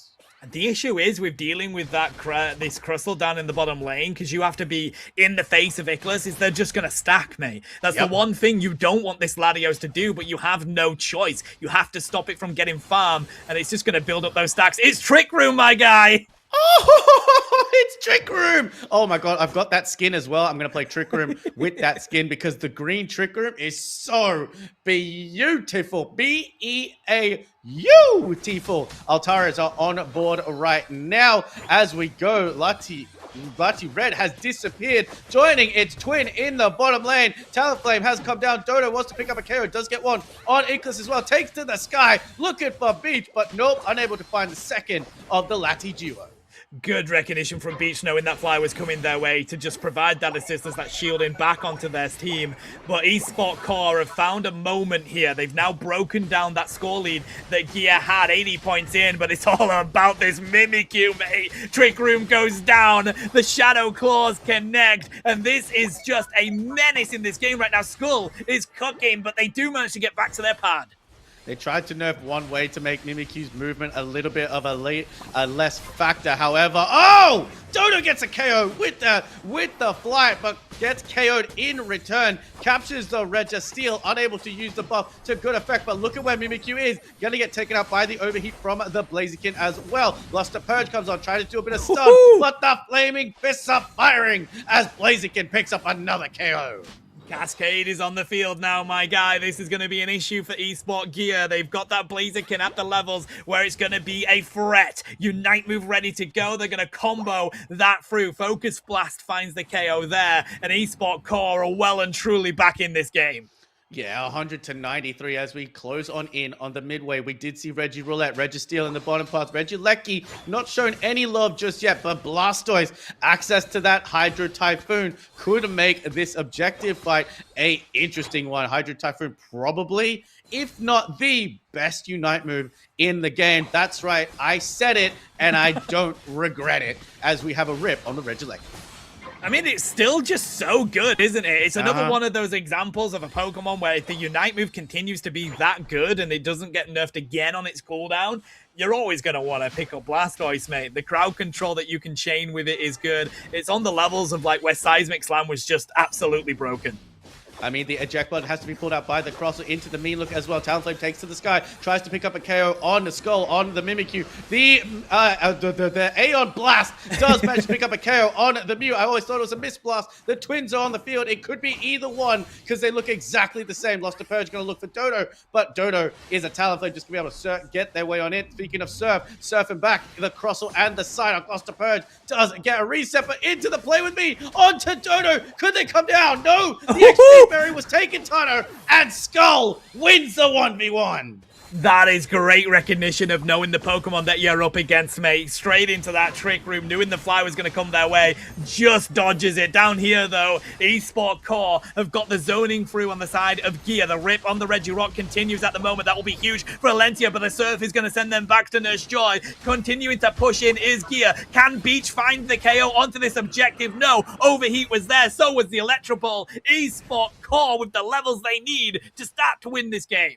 Yeah, look, they're doing very well to push back. Talonflame's Dodo's doing a brilliant job of just playing follow the birdie right now, getting in and out and managed to pull the attention away. TT Bone managing to get the KO, but wasn't at the bottom lane for that fight. Again, we got the Trick Room coming in. They're looking to go for the Psyduck. There's the Focus Blast from the Blaziken coming through. They're inside the Trick Room. Umbreon's going to follow the Moonlight Prance. Then with the Light Screen does come the Mew with the Mystical Mirage. Mimikyu is dangerously low in the backline, tries to be caught by the Crosswell combination with the Blaziken. Blaziken goes chasing, doesn't matter. Surf's going to come through from the Blastoise as well. Mimikyu jumps over, Blaziken dangerously low, but gets caught by Eclipse, and Gear have turned it around. Oh, I absolutely love this game. God, I love Pokemon Unite. Both these reworked skiers are really bringing it in this game, buddy. And I tell you what, Beach, the recognition that Cascade was hunting down Skull there and provides the shielding was absolutely massive from that support player. Oh, I agree with you 100%. They're going to turn the momentum to that Regieleki. We're heading in to the final stretch of game number 1. It's going to be Regieleki. That Rock Tomb just missed, almost catching Skull out, but Skull in a 3v1 situation doesn't care. It's going to pop the Trick Room right now. Skull is feeling the groove right now. A Mimikyu takes to the sky, does Dodo on the Talonflame, but Skull once again on an HP to Dream, managing to get out with the dashes of Trick Room. Oh, Beru thought they were going to get back home. They were so close, but it was going to be Ryatori that goes in with the Surf and finds the KO, mate. I mean, not much difference. They're going to be back in the final few moments, but that's just a little bit of extra experience for this Blastoise. Oh, mate, and the last Pokemon that needs experience to be effective heading on to this final fight is the Blastoise. Now, let's get a score check and a level check. Is all these teams just going back and farming? A Reg Ice, very good for the bottom side. That's a bunch of global experience, but they decided that I am wrong and decided to step away from the Reg Ice. Mate, I've never been called wrong in quite that fashion before. 2 seconds until Rayquaza spawns. It's time to flip. It's time to rip. Game on, says the rework teams with Skull scoring a 50.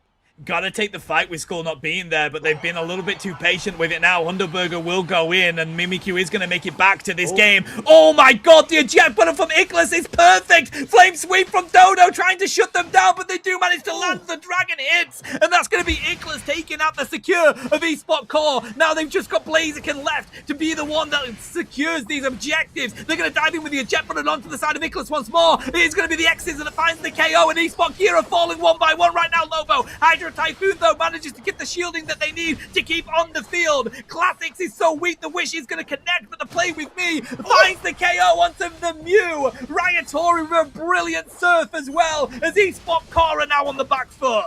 Dodo is back in here, goes to fly, takes to the sky. Mimikyu is dangerously low, does get picked up and KO'd by Dodo. Blastoise does manage to take down the cross. They found the Lati red in the map as well. There's no one looking for the Rayquaza right now. Blaziken is back in with the flaming fiery fist. Could Gear lose their first game of the EUL right now? But Eclipse is back in, gonna try and pick up a KO. Talonflame takes to the sky. Eclipse is down as well. Blastoise is doing everything to keep Gear's record alive, but Blaziken is there, and that's a Rayquaza secure.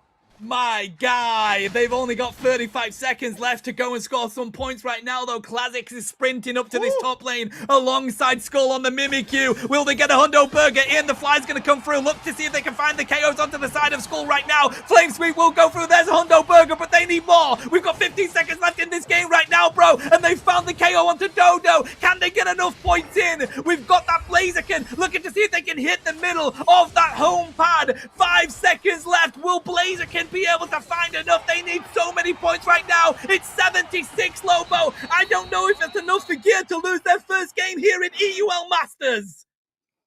I just don't know.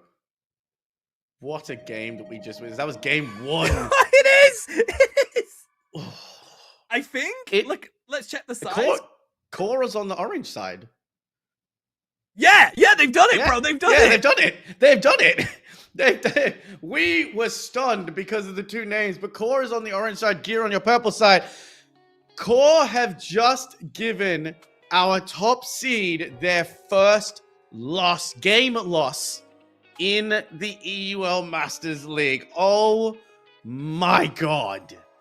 That was fantastic, mate. That final 2 minutes. God, eSport Core, they come out of the gate swinging. Find a way to win that fight. eSport Gear bounces back in that fight, but he finds plenty of KOs. But then Cascade comes back in that final third fight within those 2 minutes.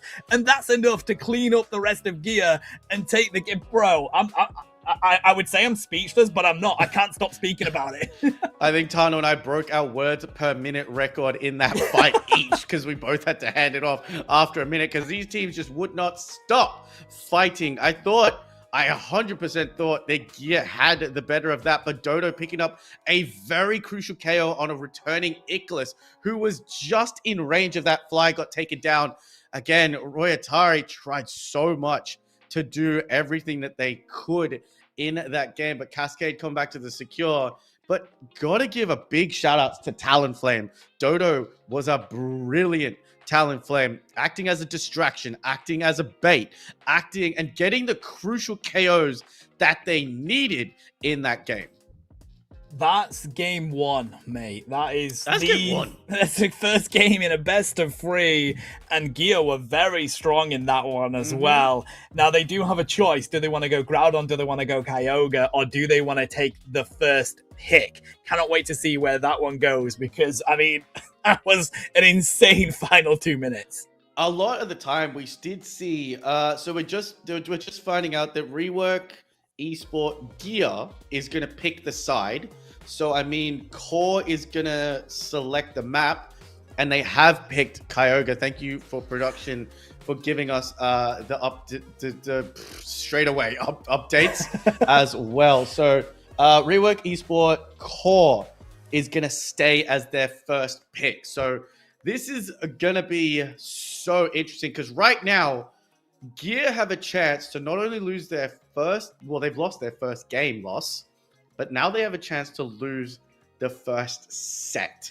I mean, it doesn't change anything for Gear. They still stay as that number 1 seed. Team Int stay as third position, but Core here.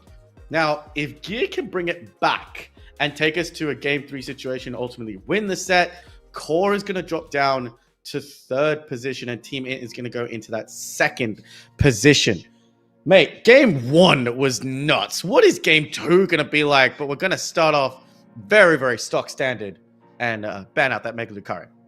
Yeah, I mean, gotta do, mate. I was just trying to have a look and see because I know that the Rework guys were at EUIC, but they didn't have that great of a run. They struggled a little bit. I don't think they made it out of their groups at all. So to bounce back the way that they have done here in EUL is absolutely massive for these squads, and this is great practice for each of these squads to go up against each other like this. Yeah, I agree with you. And you know what they say, iron sharpens iron. And that's exactly what is happening in the EU region right now. These teams are just battling it out against each other. Machamp's side are going to be banned out for the side of Gear. Blastoise going to be banned out for the side of Core. They didn't want to deal with it. However, that nightly duck is going to join the ban phase as well. Quasi is going to hover over an Umbreon. I wonder what first pick is going to be. Skull's going to pick up the Darkrai. We've seen Skull play the Darkrai so many times, buddy, and it is just a brilliant combo in any kind of meta. Of course, going under the map makes it untargetable, and that's so good when you're coming up against some of these strong picks in Pokemon Unite.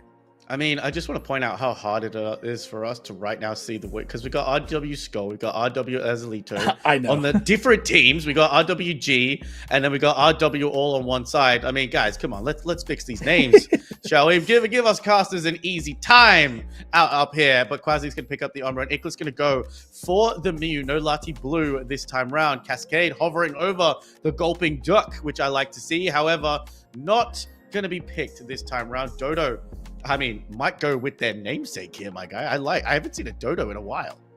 No, neither have I. Let's go for it, buddy. I mean, it's still a good Pokemon in this meta right now, so go for it. But no, instead they're going to pull out the Mega Mewtwo Y here, Cascade back onto that Blaziken, which they are so well known for playing.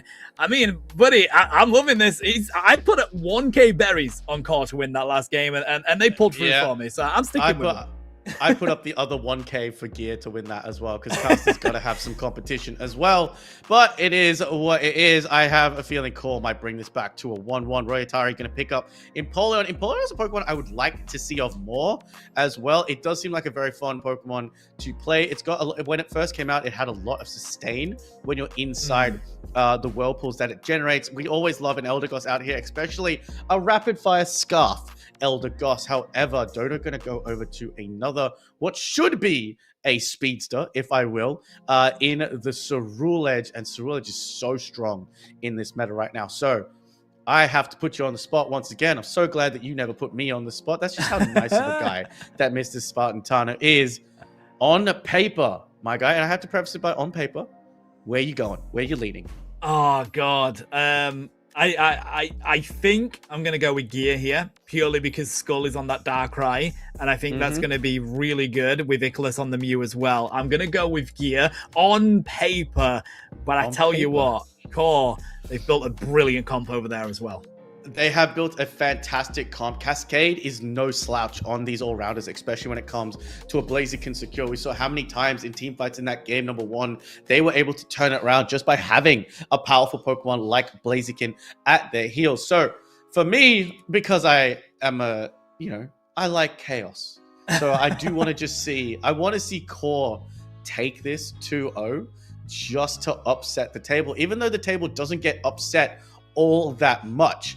But it is all on Gear right now to bring this back. It is set point. It is one record down, which is not conceding a single game. Can they bring this back and not concede this? Well, one thing's for sure, mate. EUL, before we moved into Masters, the last week was absolutely insane. We saw teams that were undefeated lose their last games. We're here in week 6 out of 7 of the regular season for EUL Masters. To see it here would really not surprise me. No, it's good to see how we go. We got a straightaway score coming through. 4 points going in for the side of Core, but Mew is one of the Pokemon that can defend this Core so well. Electro Ball going to get there. There's the boosted. Mewtwo steps in front to protect the Crossle to make sure they don't lose a KO. And that's how much is on the line right now. A Mewtwo Y stepping in to defend a little baby Crossle. Gotta keep them on their feet here. Don't give the experience over. We do now have Dodo coming in the lane with the Bitter Blade. Beach recognizes it, uses the X-Speed to get back to their pad. If they can stop Azalito hitting that Vaporeon level before the 850s, that will be huge here for Gear. Both central laners, we saw Darkrai go into the bottom lane, but then they saw Dodo in top lane. They just have a little meet in the middle, a little handshake. Altaria's going to go mostly to the side of Core. Vaporeon is online, and that is a problem that Gear have to find a way to maneuver around. Now, half HP on the side of the Mewtwo Y. You've got to go back for a Citrus Berry. This is going to give over the experience to Gear, as they now have Umbreon looking to see if they want to see if they can get to the center. I thought they were going to invade onto Dodo there. That would not have been that good of a matchup, as eSport Core are going to continue to push on this top pad. As Alito trying to get 5 in, only just manages it, and Skull's going to be here for the KO. Yeah, but they're going to pick up 2 citrus berries on their way in and out. Now we know the XP is going to be popped by the Vaporeon as well. Cascade has reached that evolution from small chicken to medium chicken. They just need the big chicken now to really get grooving. Only 9 points have been scored as Regidrago has spawned, but no teams want to go for it just yet. Riatori, a little bit of trouble here, only still a baby Pitlow. Beach is going to get back to the pad here. Dodo spotted it though, dives on in with the Phantom Force and the Bitter Blade, gets a 30 dunk in here. Even more points for eSport Core, looking for those stacks. Skull comes back, goes under the map at the moment, looks to see if they can find anything. But right now, too many HP on the side of this Crystal. I mean, as soon as those spots appear on the map, you know it's time to get back. Once again, another rhyming sequence on the board for me as we go in. Darkrai is here, uses that Shadow Claw to great effect, but Skull gets pushed back by the Vaporeon. Mate, this Regidrago has not been touched at all. Beautiful Blaze Kick by Cascade to secure all of those Altaras, and the mean look puts Cerulege in a bit of bother, but gets KO'd by a Team Evolution counterpart. I mean, that's an absolute cleanup, my guy. eSport Core, they called it. Cleanup in Isle top lane. eSport Gear all the way back to Nurse Joy. And look at that, Regidrago knows where it needs to be in the top lane, showing itself, hey, I'm a little tasty snack as well, it says, but nope, no attention, I'm just gonna mosey my way back on down to the bottom lane. A Regirock is gonna be a beautiful objective, especially with that Vaporeon and Crossel on their side. Regieleki looking to be worked on by the Gears. Okay, so they do get something, which is the most important thing here. It alleviates the pressure in that top lane. You currently don't have any points either, so I wouldn't push this if I was eSport Gear. They look to see if they can find any KOs, but right now it's eSport Core cleaning them up, continuing. Wish is going to go off, but they can't stay on their feet. Regidrago is going to be taken by Cascade as well. eSport Core have everything cooking for them right now as they continue to push this pad. Infinite Cyburn will come down. Dodo, though, has been hit by the Mystical Mirage Surf combo, and the boosted will come through as well. Ickles is going to find that KO, but the revenge on the side of the Empoleon is absolute here. eSport Core are on the retreat because we have the Dark Pulse coming in from Skull. That Lecky has gone into the pad, but can Gear get onto it to capitalize off it? I mean, the Rock Tomb is going to be there to stop it. The X's is going to stop Umbreon, but Cascade, they said they see a Regieleki in that bottom side. They're just going to get 40 in the top side, put this game at 104 point. The difference, KOing Dodo on that Cerulege was massive in that fight for Gear because the Cerulege pressure is just too much right now. The mean looks from Classics doing a great job, but there's the Aqua Ring coming out from the Vaporeon to heal Enel right back up. Now they're looking for a hunt on Beach, who just gets Hadoukened back to Nurse Joy. Focus Blast is so good on Blaziken. It's got such a decent amount of range, mate. Cascade knew that all day long and finds an easy KO. 20 points in now for Gear at least, so they've got something on the board. Donut Store is now closed as Core continue to take the lead. Looking at the levels, though, Gear are doing a decent job of at least trying to catch up, but they've got level 11s on the side of Core right now. Yeah, they've kept the levels go. There's the eject button coming out from the Blaziken into the overheat. Does use the Fire Fist to make their way through into a Focus Blast. Gets put into the worst nightmare. Can Darkrai beat a Blaziken in its own Unite move? Darkrai does get the KO as well. Cerulege, however, is back behind. Picks up a KO as well, assisted with the Mewtwo Y, who's also in that Mega Form. The damage is outrageous. Sovereign Slide comes out from the Empoleon, gets the health back, but the teleport from the Mewtwo Y is dangerous alongside the Empoleon, using the Hydro Cannon to heal its way back up. Nice engage. Both teams got a lot out of that tunnel. That they did, buddy. That was a crazy back and forth. Not able to find the KO onto Azalito, though, as they do manage to get away. The healing is huge for this Pokemon right now. Dodo dives through, finds Darkrai as well with the assistance of that Vaporeon. eSport Core continue to have the advantage in all of these team fights. Massive Revenant Red is going to find 2. Ickler sent back to Nurse Joy right now, trying to see if they can stay on their feet. It's going to be Classics. They've got to back on up. The Wish will come through, but the Rock Tomb stops them from defending that pad. Here's the secure from the overheat. eSport Core break it, take even more of a lead, and get Regice. I mean, come on. Core have locked in, and the combination play from Cascade and Dodo on these two Pokemon is absolutely brutal for the side of Gear. 61 to 223, 30 seconds away from this final stretch. And I guess, I mean, almost a level 13 Cerule Edge on the board. However, Darkrai has managed to keep levels as well, sitting at level 12. So we have something good. There's the Rock Tomb is almost caught out on the Umbreon. It's going to try and get away with the access to that mean look. Mew is going to take Regieleki off the board. Well, we've got another battle coming out. Was that Sovereign Slide that got used by the Empoleon? It was. And into the Citrus Berry. And Empoleon is now in a 3v1 situation, Tano. And that is a foregone conclusion. Who wins that? I mean, a minute left until we hit that final stretch, mate. The lead on Core is absolutely massive. And right now, Gear are struggling in these team fights. Skull's going to come back in the Dark Pulse again, looking to see if they can find a KO. But nobody stays on their feet. As soon as Skull comes out, they're absolutely pincered and sent back to Nurse Joy. Esport Core right now are a completely different team. They've got complete control of Thea Sky Ruins.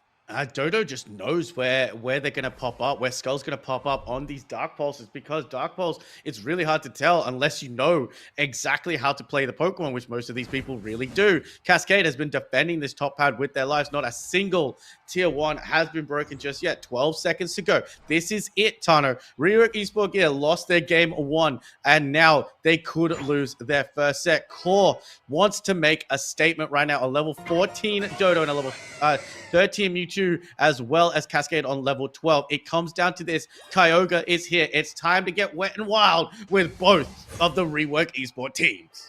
Alrighty, when there's a Kyogre, the game isn't over, and that's what Gear is trying to capitalize on right now. The ball is in their court, as we say. They're the ones that have to make a play. Esport Core are going to continue to be defensive. They're going to try and defend their top pads. Nearly able to find Azalito here. They have to use the Acromarine Ristle, but they find the KO anyway. Now they continue to put the pressure on, but right now they're going to say goodbye to this Elder Ghost. No, Cotton Cloud Crash is going to come through. Darkrai finds the double KO. That is absolutely massive from Skull here. The dive in from Dodo as well, but they can't find the KOs either. There's a double massive bit of play combo as they find classics as well. Oh baby, a triple for Dodo as they look to see if they can find Iglis, but they get hit with an electro ball. And as we expect from both of these two teams here, Lobo, it comes down to the wire.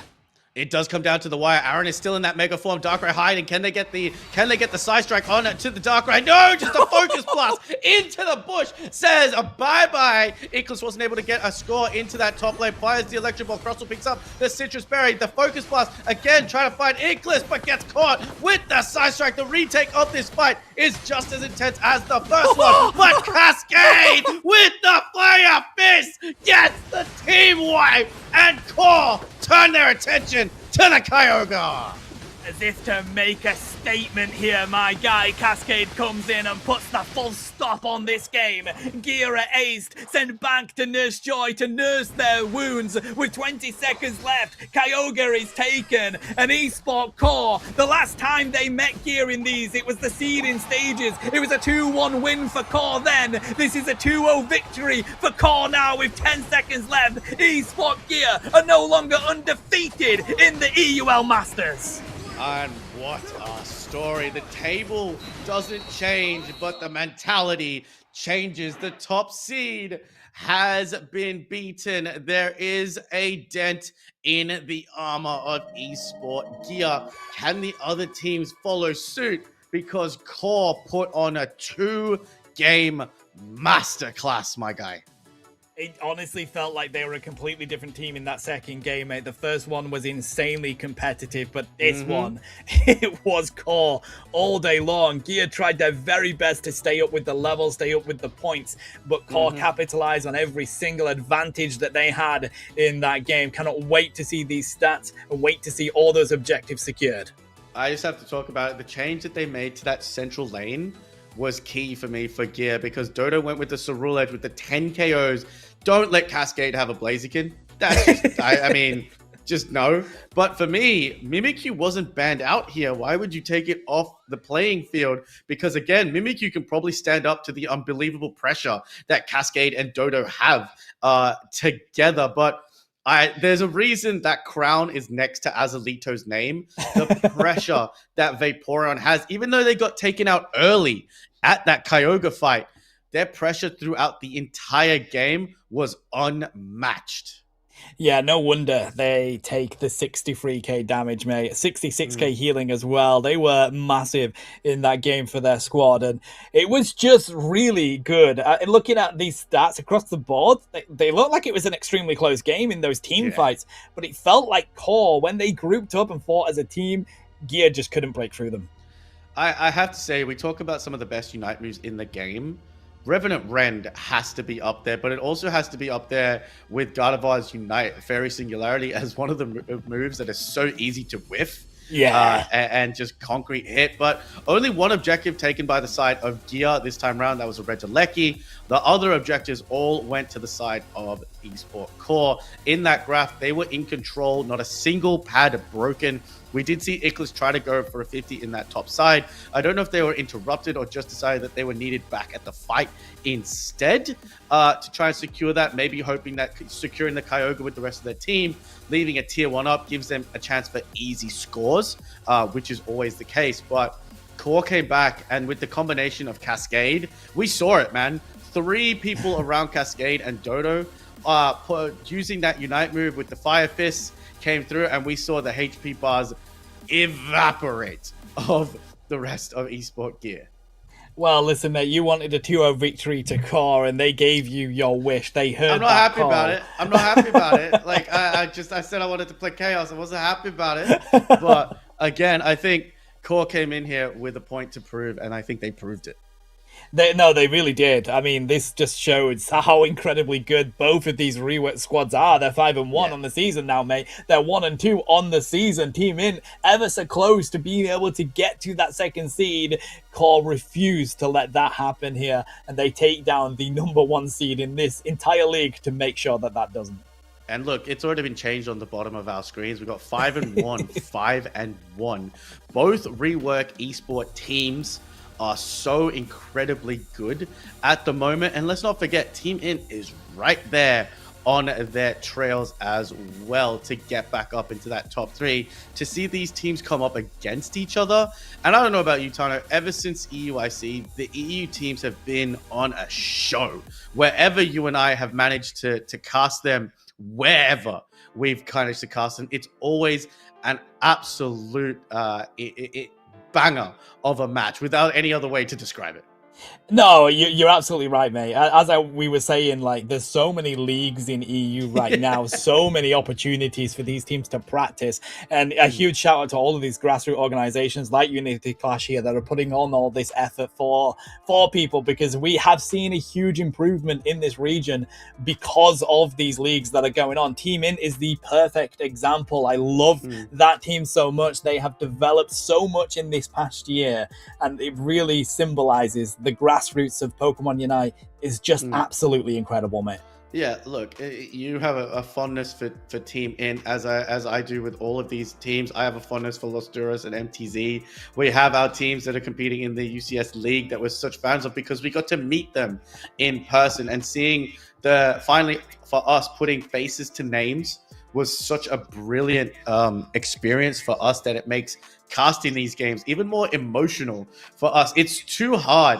I mean, stop making us do it, guys. Stop making us go up and, witness our 2 teams face each other, because it's so hard for us to pick a winner. And I'll be honest with you, it's so hard to be unbiased. It's so hard to be unbiased. It really is, mate. I find it. And there's another game that I cast in, and there's a team in that's from my area, and it's so hard to be unbiased when you love a team, mate. So I think we're just having a nosy at getting some standings ready, or possibly giving you an update on the scores on the doors here, chat, while we finish off this conversation. Now, that's the first time we've casted this brand new patch, Lobo. Give us your feels. I mean, I don't think we saw too many Pokemon that were affected in the patch apart from the Mega Evolutions stand out. Blastoise still looks incredibly strong. The Megas, I think, are in a better place. I think this patch did a lot, and we'll talk about it quickly after the standings, after we have a look at these standings. But there it is, the first blemish on the record of Esport Gear. 5-1. Rework Esport Core 5-1. Team It 4-2. Los Duros jumping up ahead of MTZ Esports into that 4th spot at 3-3. MTZ Esports 3-3. Italian Diff 1-5, Supernova 2-4.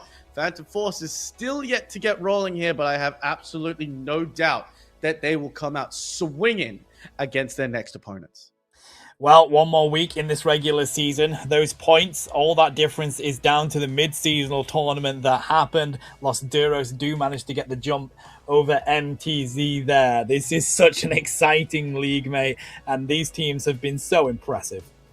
What can we say, man? It's so interesting for me because you and I also did OCE together a little while ago, and it's such a different vibe. I know you did OCE earlier this morning, and again, teams are so strong across everything, honestly. But the vibe and the difference, just seeing and getting a chance to experience teams from different regions is why this, I want to say why the esports side of Pokemon Unite is in such a good way as we take our final look at all of the games that we covered on this broadcast. Yeah, 2-0 victory for Los Duros versus MTZ Esports in a really fun one there. Supernova with a brilliant effort versus Phantom Forces for their 2-0 victory. And Team In just sneak out with a good 2-1 victory over Italian Diff in such an incredibly competitive game, mate. And we've just witnessed the destruction that Esport Core were able to bring gear in that 2-0 victory. Yeah, look, again, we're in such a good place when it comes to this as we look forward to next round, round 7, 21st of March. Keep it in your calendars. We're going to be right here. Los Duros going to go up against Phantom Forces. They want to get some more wins on the board and try and make a play for that third spot. Team Int going to try and keep that third spot up against Supernova. That's going to be a very interesting match, my guy, considering the two performances that we saw today. Core, mate, if they keep their performance, MTZ Esports are going to have a battle on their hands. And Italian Diff versus Gear. Gear definitely want to get back onto winning ways going into round number 7. I mean, looking at power levels, just going off vibes like my OG legend Zoinks, that Gear versus Italian Diff matchup is going to be the one that could determine a change in this league. We will have the group stages on the 22nd of March as well, chat. This round 7 will be the last day of regular season. Then we go off into the playoffs group stages the very next day. Make sure that you don't miss that, because that is when this starts to get really tasty and we start to say goodbye to certain teams in this one. Nevertheless, Lobo, that's it for today. You got anything else you want to add, my guy? No, I'm just always thankful for the opportunity to get to come here and cast EUL alongside you. Again, these EU teams, now that I am in the EU, they have my heart. This is my region now, and no one will ever tell me otherwise. So really well played to every single player that played today. It was an absolute honor to cast your games and to watch your progress as we go forward. I wish all the best for all the players and the teams going forward into the next rounds. Whether I get to cast it or whether I get to sit back and enjoy it, I'm going to be here because I'm a fan of you all. Yeah, that's going to be it for today, chat. A huge thank you and huge shout outs to our production, putting up with the absolute chaos that is me and Lobo. Shivam there, as well as Dia Olo in the background for us. Huge shout out to those teams. Huge shout out to the teams taking part. And of course, you beautiful people that come and watch us cast these games for you. And of course, the absolute legend that is Lobo. A huge shout out to this guy being my co-caster for this EUL. I mean, thank you so much, Tano. I mean, shout outs to you as well, being our beautiful host and my co-caster as well. If there's something going on in EU, we're probably the two that are bringing it to you. So, I mean, I think that's number 3. That's number 3. 3 counter. I'll go there. I believe I'm just getting confirmation because I pronounced that name wrong. So I do believe it's not O, it's A. Diala. I apologize, buddy. Incredible working in the background. Anyway, I'm not good at names, mate. We know. I mean, the amount of times that Shivan had to tell me how to pronounce one of these players' names in the last EUL is insane, mate. Every week I got it wrong, despite Shivan saying this is how you say it. So apologies. This guy. Can say 30 words a minute, can't pronounce an A in someone else's name. That's a. They literally just told me I said it correctly. In our head telling us that we actually did it right. I'm sorry. Okay. Diolo, yeah, Diallo. Anyway, thank you so much, buddy. That's going to be it for today. We've got the UCS season next week. After that, we will be back. So do not miss the action. Thank you all so much. Have a good morning, afternoon, evening, wherever you are. Mwah. We love you lots. Bye.